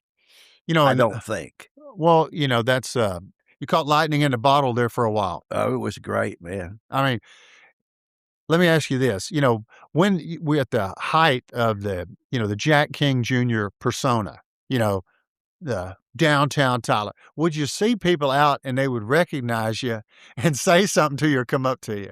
Yeah, sure. I mean, right? All the time, yeah. I mean, that's one of those funny things when you advertise. You have too, surely. Yeah, a few times. But a lot. Well, I mean, I have the billboards, and so it's like, and I'm bald, and so I'm easier to spot, maybe. Right. I don't know, but yeah, I wondered if in that time back then you had a lot of people come up to you and try to pretend like they're saying it like you were saying it. Yeah, and that was kind of fun. I mean, I want to say Harley and them one time made a commercial or something, joking around like they were talking like you. He did. Do you remember that? He did. Yeah. He called me and he wasn't trying to be ugly, I don't think. No. I was, and the pastor at Green Acres, Dr. Dykes, did one on me too. He did in his own way. I don't know what he did, but he called me and we laughed about it. I said, "Just get after it, man." I guess he didn't want to offend. No. He was great. We were friends. I don't know what he did, but he did something and he called me and told me what he'd done. I said, "That's fine. I don't care." But I remember, Chad, like, well, you know what it's like. I remember going out to the Eisenhower one time. Yeah. And I was playing it. I played in it twice. Yeah. Well, I won it twice. Did you really? Me and Craig Poole. Y'all won? My brother and Rick Freeman. We won it once. Me and my dad, my uncle, Dr. Arnold Wharton, and of course, Lawson Walden, who was married to Nancy Bracken. Yeah. Y'all won? We won, yeah, twice. Was it scramble? It was. You remember what you shot? I was a good putter. I provided, I was a good putter. You let three guys putt in front of me. We had a good chance. Yeah. We played with Tommy Armour the third and one time and David Frost the other. Did you? Who'd you play with? Jim Thorpe. Yeah. African-American big guy. Yeah, he was great. I talked to him a lot. He was fun. Yeah. Yeah, that was an interesting time when that, Eisenhower came to Tyler. Yeah, Norman was here. They had, Payne Stewart was here. Payne? I had some drinks with Troy Aikman, okay? Did you? Aikman came after he was drafted by the Cowboys, because his coach at UCLA was Rick Neuheisel. Now, Okay. Dick Neuheisel was big out here at UT Tyler, so they came to Harvey Hall to that party, and Troy was drinking I was like, Jack and Coke, man. You talked to him? Yeah, and of course he was, just out of college and headed to the Cowboys, and but remember that was a big deal back then. It was huge. People don't realize it. I remember one time we had Norman and Payne and Crenshaw, and I mean, there was a bunch of guys. Curtis Strange. Yeah, he was down there. I mean, at the height, they were really getting people in here. They really got a bunch of good guys down here. But wasn't that because it was right in between the Colonial and the Nelson, Byron Nelson? Yeah, so those guys could come down here on a Monday and play. I think that's right. I remember, man, they drew a crowd, didn't they? Yeah, it was. I think they don't have that anymore. I don't think they don't do that anymore. No, they just do a hole in one. I think, where you raise money for doing that. But okay, so you're in this world that's changed over time, and before it starts to change, your persona, your dad. What does your dad think about this advertising character that you've come up with and that you've become? Well, I'm not really. I think he liked it. No, I mean, I don't know. Did he? I'm curious. Was he? He was from a different generation, right? He was all for me. He just let me roll. He did. Yeah, that's good. He didn't try to stop me. He was all for me, and backed me 100%. And we were just trying to sell cars. And he was still active in the business. Yeah. The only thing that we did wrong is hindsight's 20/20. Always. But we Chevrolet had been trying to get us to move. I remember that. Trying to get us to move. You guys were pushing back on that. We did, and in the end, it cost us. Because then they were looking for somebody else that would. Move. Yeah. And so Pelche bought that dealership from Nacogdoches and put it out in Troop or right? But we still could have put something in South Tyler, but ideally, you're gonna have to borrow a lot of money. It was a big build, all that. Yeah, we probably should have, but I don't second guess what we did. It was great, and we had a lot of fun, and I enjoyed doing it. It was great. I mean, when it sold. When the King Chevrolet, I mean, I think we got something. This tells us, okay, so we kind of, he bought it. I don't know if it was 2005 or 2007, starting February 1st, 2007. Okay. So Robert Pelche comes to town. He's a young guy. He's ambitious, right? I mean, he started trying to buy dealerships. He had something before this. I can't remember what he had. Well, now he had the Nissan dealership first, and he had a dealership in Lufkin. Yeah, I knew I was trying to remember the first dealership that he bought when he came to Tyler. Nissan. Was it Nissan? Bought it from Carl Westcott. Okay, that's right. They had Nissan and Mitsubishi. And then from that, he buys this, and then they're immediately on the move to the Loop, right? Yes. Pelche. That was part of the deal. Yeah, part of the deal from Chevrolet USA, I'm assuming. Well, they wanted to, and I don't blame them. They wanted something out on the, they wanted to get out of downtown. Well, look, they want to sell as many cars as they can, right? And they think out there, location is a good spot. Well, that's what they always think that. The factory, yeah. They think a brand new building in a different location is going to win every time. Yeah, I mean, they've even, that mindset is apparently with Kia right now because they have built that brand new dealership on the Loop and are leaving the old Troop Highway. But that wasn't a bad location. But no, it wasn't. This other location is going to be better. Yes. I mean, you're always looking for, good is good, but better is better. Yeah. But I mean, when you got out of with Chevrolet, I remember, and this is from the annals of my memory. Mm-hmm. You did something in Bonham, Texas, if I recall. We did. And I think Steve Stevenson, he was a pitch man on another. Remember, he did TV commercials back then. Well, he did them for us at Crown. That's what it was. Okay, yeah, I knew it wasn't King Chevrolet, but that's where I Right. remember Steve Stevenson as a younger person. Yeah, he did. So you guys were pitching. You're pitching. Well, Chevy. He's and he pitching. did yeah. Right. So y'all kind of knew each other that way. Well, we owned it. Yeah. He was working for us. Right. You guys owned it, but I mean, did y'all go into business together or do something in Bonham? Yeah, we What did did. y'all go? Why Bonham? Well, we thought it was going to work out great. It was a Chevrolet Ford dealership, believe it or not, Which, in Bonham. And I don't know, it just didn't work. And because those are two good. yeah, but and they don't even have a point now in Bonham. Yeah. Was that after COVID? They just eliminated. Well, no, since so we tried to make that work, and we just could not make it work. And Because of its location? it's just it's the demographics there. It just didn't work. Not a lot of people to buy cars That's there? right. That's what I'm trying to say. Okay. And there's not a dealership there now. How even long did that today. last?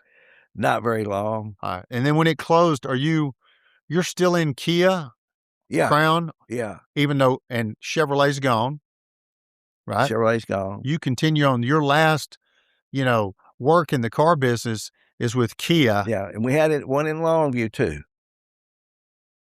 We had a Kia dealership in Longview. Okay. Because, I didn't know that, but I forgot to tell you about I know that. Pelche bought both of them. He bought them from us. Bought them from me, actually.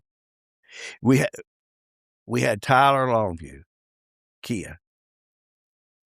Which was it seemed like a good one It was great at the time. because here's the thing: you could advertise the same car, And just say Tyler Longview. Yeah. So you just had that one ad budget would take care of two cities, and it worked great. Yeah, I mean, you wouldn't have as much in ad costs, which is probably one of your biggest expense items in the car business. Was that the biggest expense? Yeah, I mean, ads? it's expensive. Because, the salesmen are on commission. Yeah, your advertising dollars are, especially doing it like we were doing, it's a lot. Yeah, and then the salesman, if they're on commission, they're taking a piece of the sale, which you get money, right?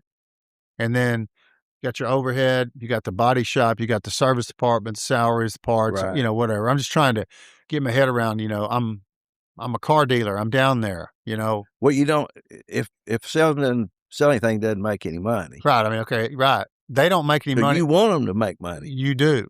Because if they don't make money, that means you're not selling anything. And then, all right. So when do you sell Kia? Gosh, Chad, I can't 4 remember. or 5 years ago, I can't even remember. It's all just a blur now. I know. I've been out of it for so long. Well, I can't remember sometimes what happened before COVID versus after. Yeah. I don't, did that happen? We weren't in business during COVID. I know that. I remember that. When you say we weren't, you were already sold? We had sold out before COVID. All right. So that was, COVID hits us March of 2020. Okay, so we'd sold out before then. All right. I've been out of it for 6 or 7 years. I can't remember the exact date, to be honest with you. When you got out of it, do you feel like, just the industry had just changed, over time so much that, it was hard to adapt No, Robert was great. He paid us good money. Yeah, he's a good operator, right? We didn't get rich or anything, but he paid us decent money for both franchises, and we just chose to sell to him. Did you want to get out, or was Yeah, I did. or was it like, I was ready. Because, I guess like him now, there's new But commitments. he's younger. He's a lot younger now. Yeah, right. And he's having to make financial commitments, borrow money, build stuff out on the loop. Yeah. And, I wouldn't want to do that. that's what I'm getting. I drive by that dealership and it's beautiful, and I know he'll do really well with it. But at my age, I'm not ready to quit on life or anything. I'm far from that, but I wouldn't want to have to pay for that. Right. I mean, that adds a level of Do stress. you And understand what I'm saying? yeah, I mean, it adds an economic stress to your life as you get older that you really don't want. I mean, it would be great financially. You would make a ton of money, but that's not everything. Do you miss the dealership life, I miss the guys I worked with. the I camaraderie loved my people. when you get down there in the morning or Oh, whatever? we had a blast. I had some people down at King Chevrolet that were incredible. yeah. We had so much fun down there. They were great guys. And then you moved over to Kia, so you spent the end of your career on, Yeah, the Troop Highway over there. yeah. And I don't know if that was as fond a memory for you as the King. Well, see, I never had an office out there Oh, you didn't have an office at Kia, you just roamed the showroom floor? I mean, I had an office, but at King Chevrolet, I was there 8 to 6 every day, and so it worked out good. It worked out like it's supposed to, and I mean, that's how you have to look at life sometimes. It's like, things have happened to me. I've done things to myself, whatever, and then you end up in a place where you are today and you say, well, things worked out how they were supposed to work out. What are you going to do? What are you gonna make do? the best, right? That's what I tell my mom all the time. It is what it is, Yeah. right? I mean, it is what it is.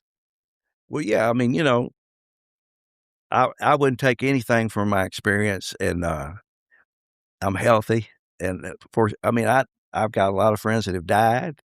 Yeah, I mean, OJ, Yeah, I mean, there's a lot of Tyler people they're that gone. have passed away, that are around your age, right? Right, Some of them, hurt themselves, and other people, right.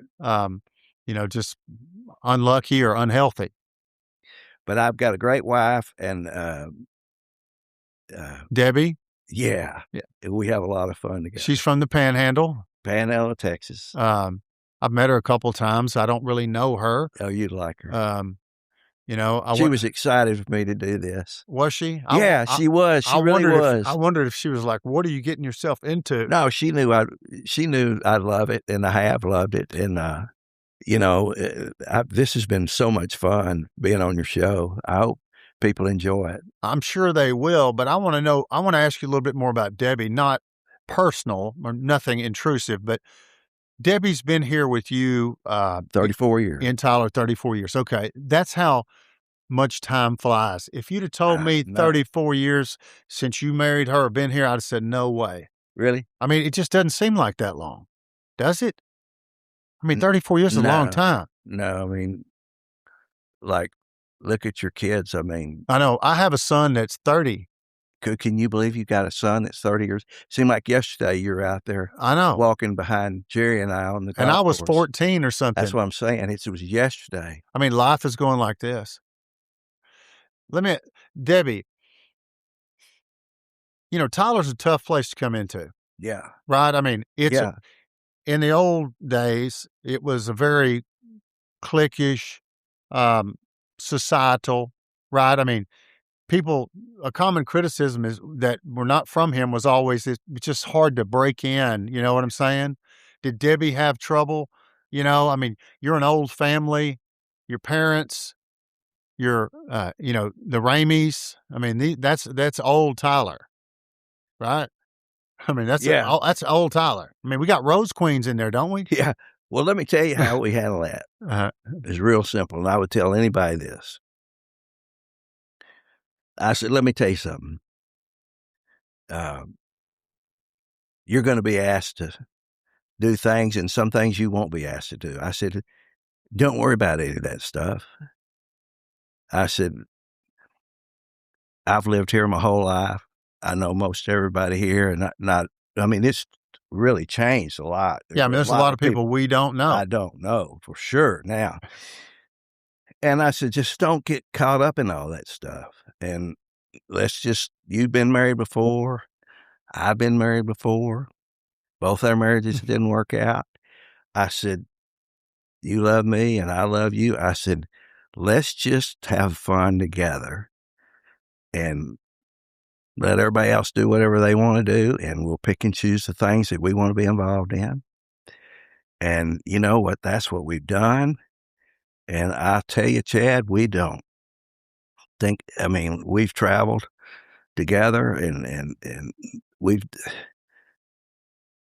just have a great time. And we just don't, I don't get caught up in worrying about what someone else is doing or what someone else is thinking. Yeah. That's the funny thing about getting divorced in a higher profile divorce, which I can say, that You were. I was about to say that. I was about to say, that I can speak firsthand that I was involved in, right? I mean, Well, yeah, the family you married into was very good family in Tyler. and Tyler, Tyler can be a rough place sometimes. Yeah, I can. I mean, what gives you that where you don't care about what anybody else is doing or whatever they think is going through that, right? You can't worry about it. And then you see people, that it happens to them next after it's you're kind of old Yeah. news, right? And then you're like, hey, just kind of go with it, survive it, and let the people talk and say what they say Because people are going to say things that aren't true all the time. and make stuff up about you that's not true. And you're wasting your breath trying to defend yourself. Now, pre-Debbie, post-Debbie. Pre-Debbie, I'd say you probably were involved in a lot of things like the Rose Festival. I'm wondering, did you continue any of that stuff afterwards? Yeah. Or did you just shun it all? No, I did. And had a blast. And Jimmy Arnold, Jim and Bess Arnold, Oh, yeah. great friends of mine. As a matter of fact, Sherry Arnold was not my girlfriend, but she was my girlfriend, married to Tim Simpson. And Sherry and I were like real good, close friends in high school. There's nothing better than being in high school and having a girl that's an actual friend. You know what I'm Right, I mean, saying? that was tough for guys like us. Well, but I'm talking about not your girlfriend. I had a girlfriend, but she was my friend. No, I know what you're saying. I do have some of those. Not many. I wasn't good. Well, I had one. Okay. Well, there you go. So her dad came to my office one day, Jim Arnold, and asked me out of the clear blue sky. I had no idea this was coming. He was president of the Texas Rose Festival. And he said, I've got to pick somebody. Order of the Rose. Well, no, President. Well, he gave me an opportunity to be the president. You start out, you go through the rotation, and I was the treasurer. I never did. Well, I was asked by him. I said, well, man, let me think about that. And so I went home and talked to Debbie. Okay, yeah. And I did do it. Okay, this is after you and Debbie are married. We were married. Right, you've been divorced, been through all that. Now you're kind of getting back in the scene, right? Yeah, and I loved it. And you like the social, though. Well, I do. That's your personality. And Randy Key, one of my best friends who just passed away. How old is he? Well, he's 70. Randy would be around your age? 72. He just passed. What about Wayne Brown? Is he around your age? I'm not sure how old Wayne is, but we would be about. He's a little younger than me. Oh, okay. So I wound up being president of the Texas Rose Festival. Jacqueline King, my youngest daughter, was my scepter bearer, and Catherine, my daughter through marriage, was queen. How many kids do you have?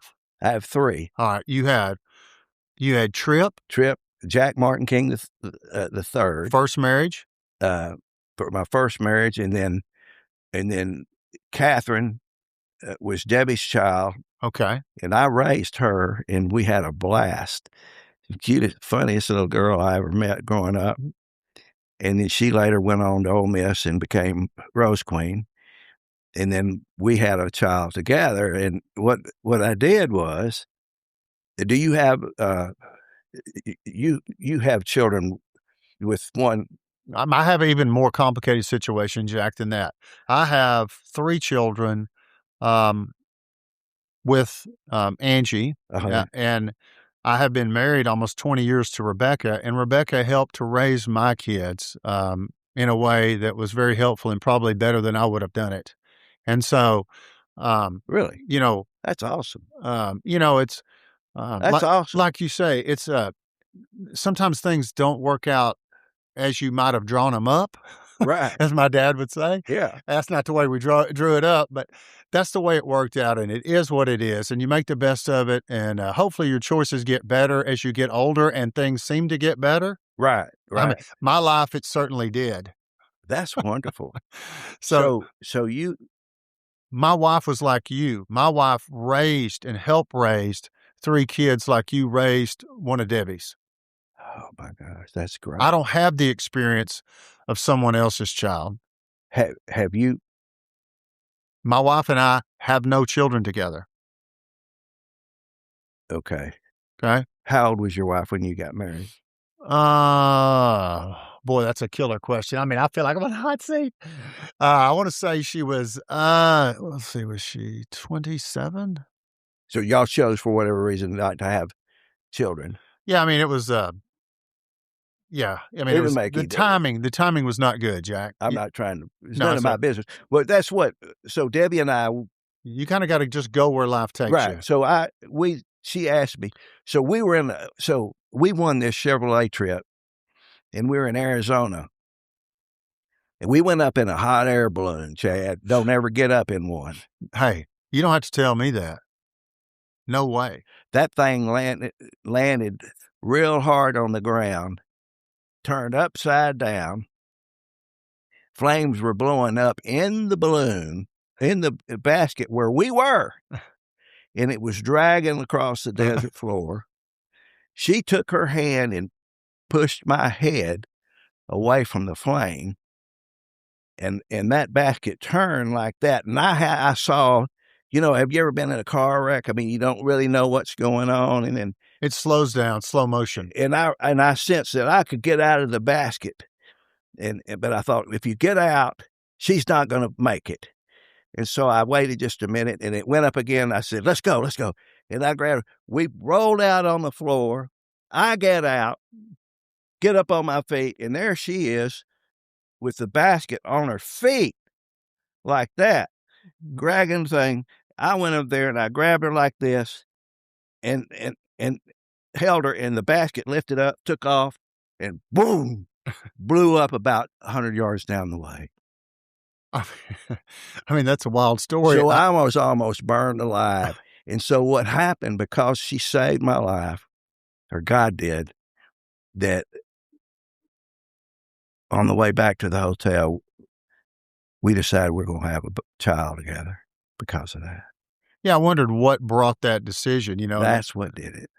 You just felt compelled, like, hey, we're going to have a child together, and y'all did. And how old is that child today? Jacqueline's 28. 28. This is just like my kids. I've got one 27. Well, that's a life experience. I'm sure that child provided y'all a lot of happiness. And Oh, yeah. I mean, But it's all, that's a crazy story. I forgot, I wasn't going to tell that, and I'd forgotten about that kind of. I'd move on, man, and stuff. I mean, my life hadn't been perfect, and I've had things that have happened to me that I particularly wish hadn't. But what are you going to do about it? You can just wallow in it and cry, or you can get up on your feet and fight. where do you think you got that from, Jack? People probably wouldn't think of you as mentally tough as you seem to be about, shaking off loss, shaking off disappointment, shaking off, failure, whatever. I have no idea. Your dad, I mean, we think of the Kings as, wealthier, maybe softer, maybe not, street savvy fighters. I mean, and here, how do you get like this? I don't know. Is it the bad experiences? Probably. You decide, well, I'm either going to get tough and keep going and remake myself, or I'm going to go That's exactly what it is. cry and just fall off somewhere. Yeah, because what are you going to do? Then you have no life. And it sounds like you and Debbie have had a good life for 34 years. We haven't been perfect. We've had hard times. But usually that's because you or I are doing things that are causing hard Well, time. I'm causing most of it. That's what I'm saying. It's my fault. You talk to my wife. I mean, she hadn't done a thing wrong, and Well, no, they never do. most of the time she hadn't. And but it's just old baggage that's sometimes it takes a little time to get rid of it, wouldn't you say? You can't help people till you hurt. Yeah, I mean that's right. I mean, you can't help people, and you got to understand her. Like I'm sure, and I feel this way when I see people in Tyler going through a bad divorce or something horrible's happened to you. I feel for them a little bit, kind of, you know, been there, done that, know how that is, right? And it makes you want to reach out to people and just ask them how they're doing and saying, "Hey, it'll get better. Don't worry." Yeah, because when you're rolling and everything's going great, There's a little jealousy, maybe. well, you just don't have time for other people. Well, when somebody has a problem and falls, sometimes people, uh, for whatever reason, they like to see somebody fall. Well, that's true. That's human nature, but they want to see you come back. Yeah, I mean, you made the comeback. They want to see you come back, and I'm telling you, I would love. Talked about this earlier. I wish I could help somebody. I wish I could pitch a product somehow or another. You'd be a great pitch man. I mean, anybody watching this show should think about, well, hey, talk about a character in advertising. Jack King Jr. is ready and available, and his services for the right type of thing, might be effective. Even today, you said earlier, hey, I don't know what I did then would work now in the car business, but it might work somewhere else. Yeah, I hope it can happen. Do you think, Henry had your dad had you. You didn't have a child in the car business with you. No, I did not. Do you think that youth, the new way of seeing things, do you think that may have extended the King legacy in the car business? Yeah, it would have, no doubt about it. I mean, I think so. I just thought that and wondered if you thought Yeah, that. I think so. I think, yeah. I did it for my dad. I should have. But hindsight's 20/20, right? You should have what, Jack? Well, I think I wish Tripp could have worked with us. Of course. And if he had, I think I'd still be in the business today. Right. I mean, my son just came to work for me. Good. And, have I thought of, if he wasn't here, what would I do? Right. I mean, part of the motivation is to help them and to continue to work with them, Yeah. Well, it's like you asked me. So I'm 72. You talked about the big dealerships and their people are building and all that. I mean, trust me, when you're my age, you probably wouldn't, you might want to work as hard as you are right now. I don't know. But I'm working smarter, Jack. That's right. But if you've got a son that can build a staff around him and you can still be the face. Or, I can contribute in whatever that is. Whatever that is, That's a great blessing that you could leave on him. I mean, but I like to be busy, I mean, look, that's why I'm doing this podcast is I just like it. Yeah. I mean, right? And the idle time is the devil's workshop, Jack. Well, I want to know how when you called me that day 2 or 3 months ago. Sorry it's taken so long for me to get with you, but when you called me, I didn't know you did this. What's up with this? How did you? And I've looked. You got a big audience. What made you think about this? It was a natural evolution from the commercials that I shot. Taking control of the costs of making a commercial. I built my own studio. I shot my own commercials. Well, okay. A natural evolution would be after I podcasted on legal topics by myself that I then incorporate a guest. That's cool. And so it just kind of came about that way. And I'm so happy I tracked you down because, I mean, some people are like, where's Jack King been? Right? I mean, because we always knew you on Chilton. Yeah. I mean, we could always find you there if we were looking for you. Yeah. But, after that, just hadn't seen you. Well, I appreciate it. You thinking of me and now you know. I know. And I'm, like I said, I mean, like you remember when I came home from law school, I would come down to the dealership and get that dadgum Saab that was breaking down. I was trying to get free warranty because it was so crappy. No, it wasn't that bad. You did like it though, didn't you? I did. And we had a good relationship, and I always felt fondly about you. And that's when I started thinking, I said, it'd be great. I don't know if Jack would want to come on the show, but I'd love it if he did. Well, I appreciate it, man, and maybe I could get a job off this thing somewhere. Well, You never know. I mean, you talked about travel with Debbie, over the last many years. I mean, what does Jack King Jr. do to occupy his time now? I tell you what, I stay busy. Now, I tell you what I do. I've got an amazing garden and flower garden and pots and You like to garden. well, I like to Look at it. plant and keep it alive. I don't like to get my hands dirty. So, I love doing it. Oh, you do? And it keeps me busy. I know that sounds crazy. No, I never thought I'd want to do that. I mean, Never. look, people that do it swear they say it's therapeutic. It is. It makes them feel good. You get out of the house, get outside. Yeah.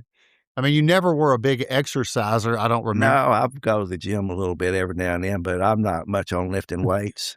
I'm no good at that. I mean, you don't look like a jogger. I can't lift those weights, and I don't play golf anymore. I don't know what happened to my golf game. It's just gone. Yeah, if you don't play, Do you still play? when I went to working, and then I haven't been a member of a country club since I was 26. Yeah, I don't belong in. So, I mean, I've not had any place to play and didn't play. Did you just choose not to? You didn't want to? Golf, you either have the bug or you don't play and you don't care. Yeah, I mean, you can't just not. I mean, you can't. Just go out there. No, Your short game goes to hell. You got to play, or if you're not playing, you might as well just not go.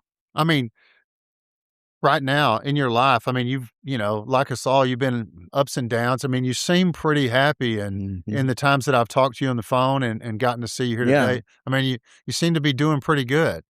Well, I'm doing okay. I mean, life's not perfect, Chad, but gosh, dog, I tell you what, like I said, I got a lot of friends that are sick, and I've got some that have died, and Debbie has a ranch in the Panhandle, and we'll go up there and for a week, and we allow her to stay a month. yeah, I mean, you enjoy that? Yeah, we just can't seem to get home, and the Panhandle is colder in the winter. Yeah, but in the summer, Windier? Well, it can get real windy. It can get real windy, but in the summer, sometimes it's cool. Right. I mean, there's some kind of Breeze. Colorado Yeah, downwind. and you know what? If you were to go up there, you would think this is the worst looking country I have ever seen in my life. But you just got to get used to it. It's got its own beauty. Have you ever been up there? Not much. I mean, I've been around Lubbock every now and then, Well, but these is flat and they grow wheat. Now, what do you do up there when you go up there, though? I mean, like, ride around on a ranch. We've got friends up there. Little town called Perryton, Texas. So you go to Childress, and then you know where Childress is? Generally. That's where people normally go to Childress to go to Colorado. Then you head up north, and you go through a town called Canadian, and then up to Panhandle. And her ranch is in Lipscomb County. There's a little bitty old town called Lipscomb, Lipscomb. Yeah, there's probably not a lot of people up there. No, and they've got turkeys running, wild turkeys. I mean, you're not running even a hunter, though, are you? Yeah. Are you? Yeah. Did you used to hunt?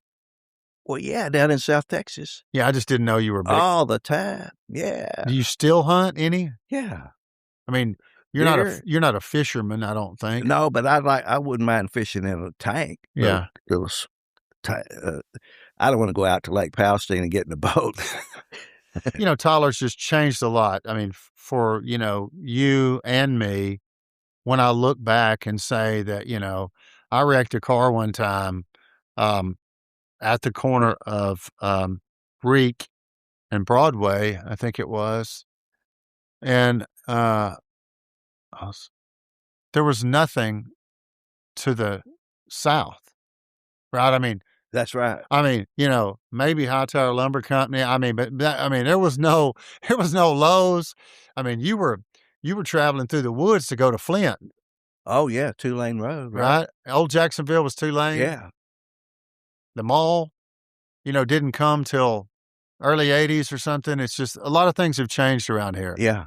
And now they got the new mall and they got this new stuff going on over there to the other side.